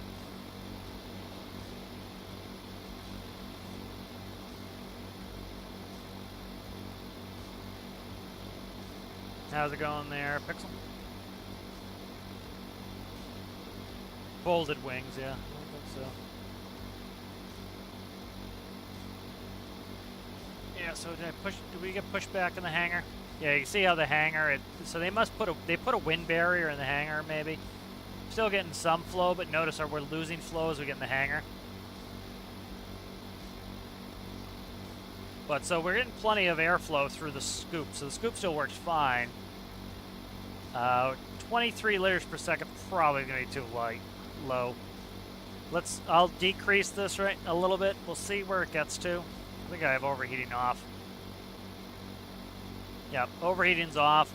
And what I'll do is, I got like 4 minutes, then I'm gonna need to jump off, guys. But what we're gonna do is test here. Once we hit 100, I'm gonna just decrease the thrust a little bit, and I'm gonna see how low I have to go on the thrust to get it to stop heating. Because I think before this had 75. It might not have been that much. It might have been 65 liters per second. So oh Jesus, that's low. That's 10 RPM. That's RPM. Yeah, no, it's got to be RPS. That's RPS. Okay. I just haven't converted it.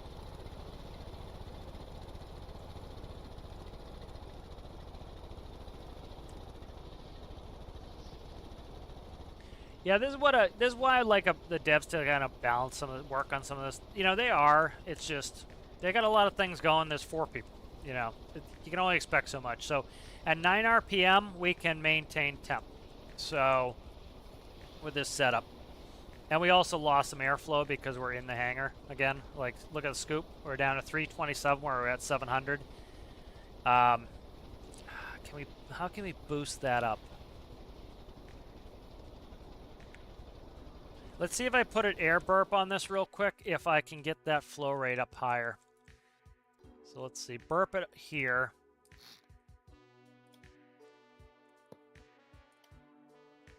Let's get the gas out of this and see if we can't get this to run better. So I want that, you know, I'm thinking we're going to need somewhere in the neighborhood of 65 liters per second to really get good cooling on this. I'm trying not to make it huge either. I want it, like, it still looks all right. It's still small enough, that engine, but it's starting to grow. I don't want it to grow. I really don't want it to.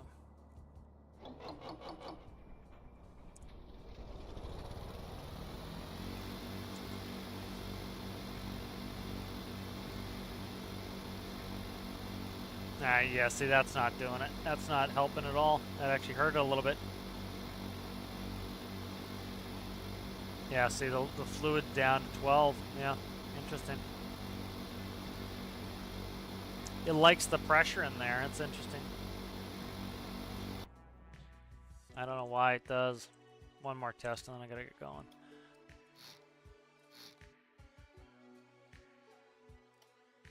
Do one more thing and see.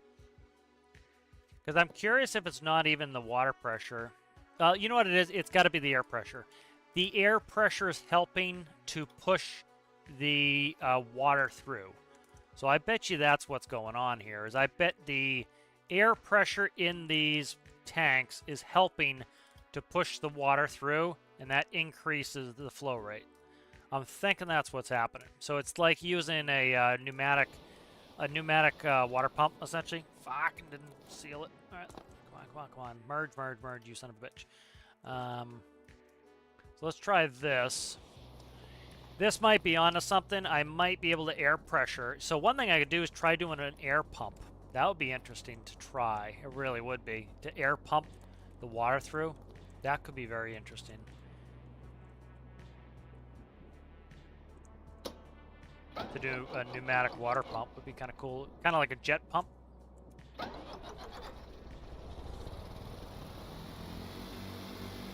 Alright. So if our flow rates go up, I think it's air. I don't think it has anything to do with the water. Yeah, see, we're up to 34, almost 35 liters per second. I think it's air pressure, man. Let's try this real quick. I gotta go, but let's do this. All right, let's do one quick, see if proof of concept of this test.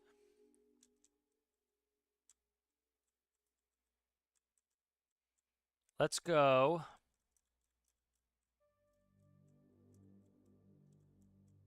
Let's do this. Okay.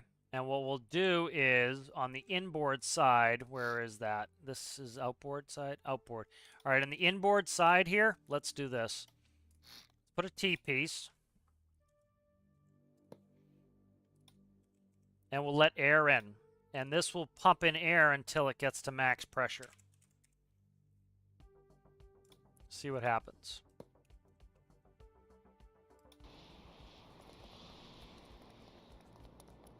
It's going to relief it, so I need to put a one-way. But let's try something here. And then I'll put a quick one-way, and then I got to go.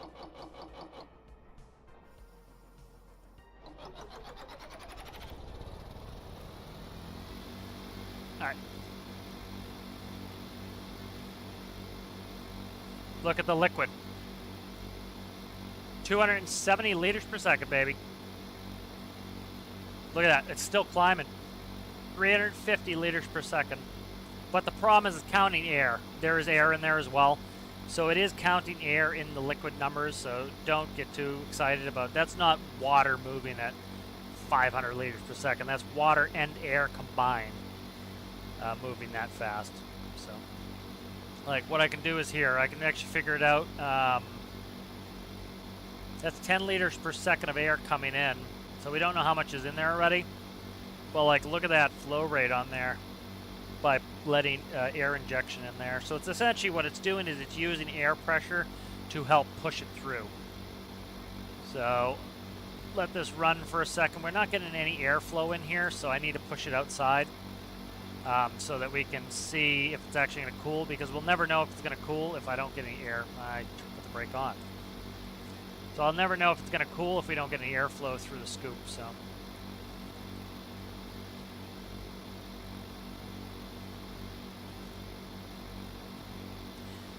Tripper, we did, what did we do? Flew some jet fuel up to the military base and sold that. Made a new piece of equipment for the mini truck so that I can fight fires. Fought a fire and let most people die. Playing with the ultralight here. All right, let's check this real quick and then let's go. All right, so we're up to 700 liters per second of air going through, and we're at 672, which is mostly air going through the fluid, the water system. So let's see. You know, so the water can't escape. The water should be stuck in this loop, but we're continually adding air to it, and eventually it should get to the point where we're full of air. Let's see. So yeah, so I think it's just BS numbers essentially. It's running air in there. You know, like we would have to do a finite amount of air. So what I could do is do a pressurized tank for a test. But there are some tests to be done here to kind of figure this out. But adding more, yeah, so it's we'll have to test this out. The brakes are I had two brake panels. I was just using the wrong one. So I hadn't deleted the old brake panel out yet. I left it in there to figure out what I wanted to do with it, and I never got to it. So that was the issue. So they worked. I just was using the wrong panel because I hadn't used it in a while and completely forgot what I was doing. All right, let's thank the members. All right, thank you to Side Mountain, Connor Bull, Danny, Sergeant Chaos, Aaron Repairs All, Rasmus, Amanda VR, and Anton Anderson for being members. Thank you to Chicken Sora for being a patron. If you guys are interested in any of that, you can go down in the description below. Thank you to all subscribers. If you guys have not subscribed and you enjoyed the video, please consider subscribing. And if you guys would like the video, I'd appreciate that. And any of the other videos that you do, in fact, like. So we'll see you later. Bye.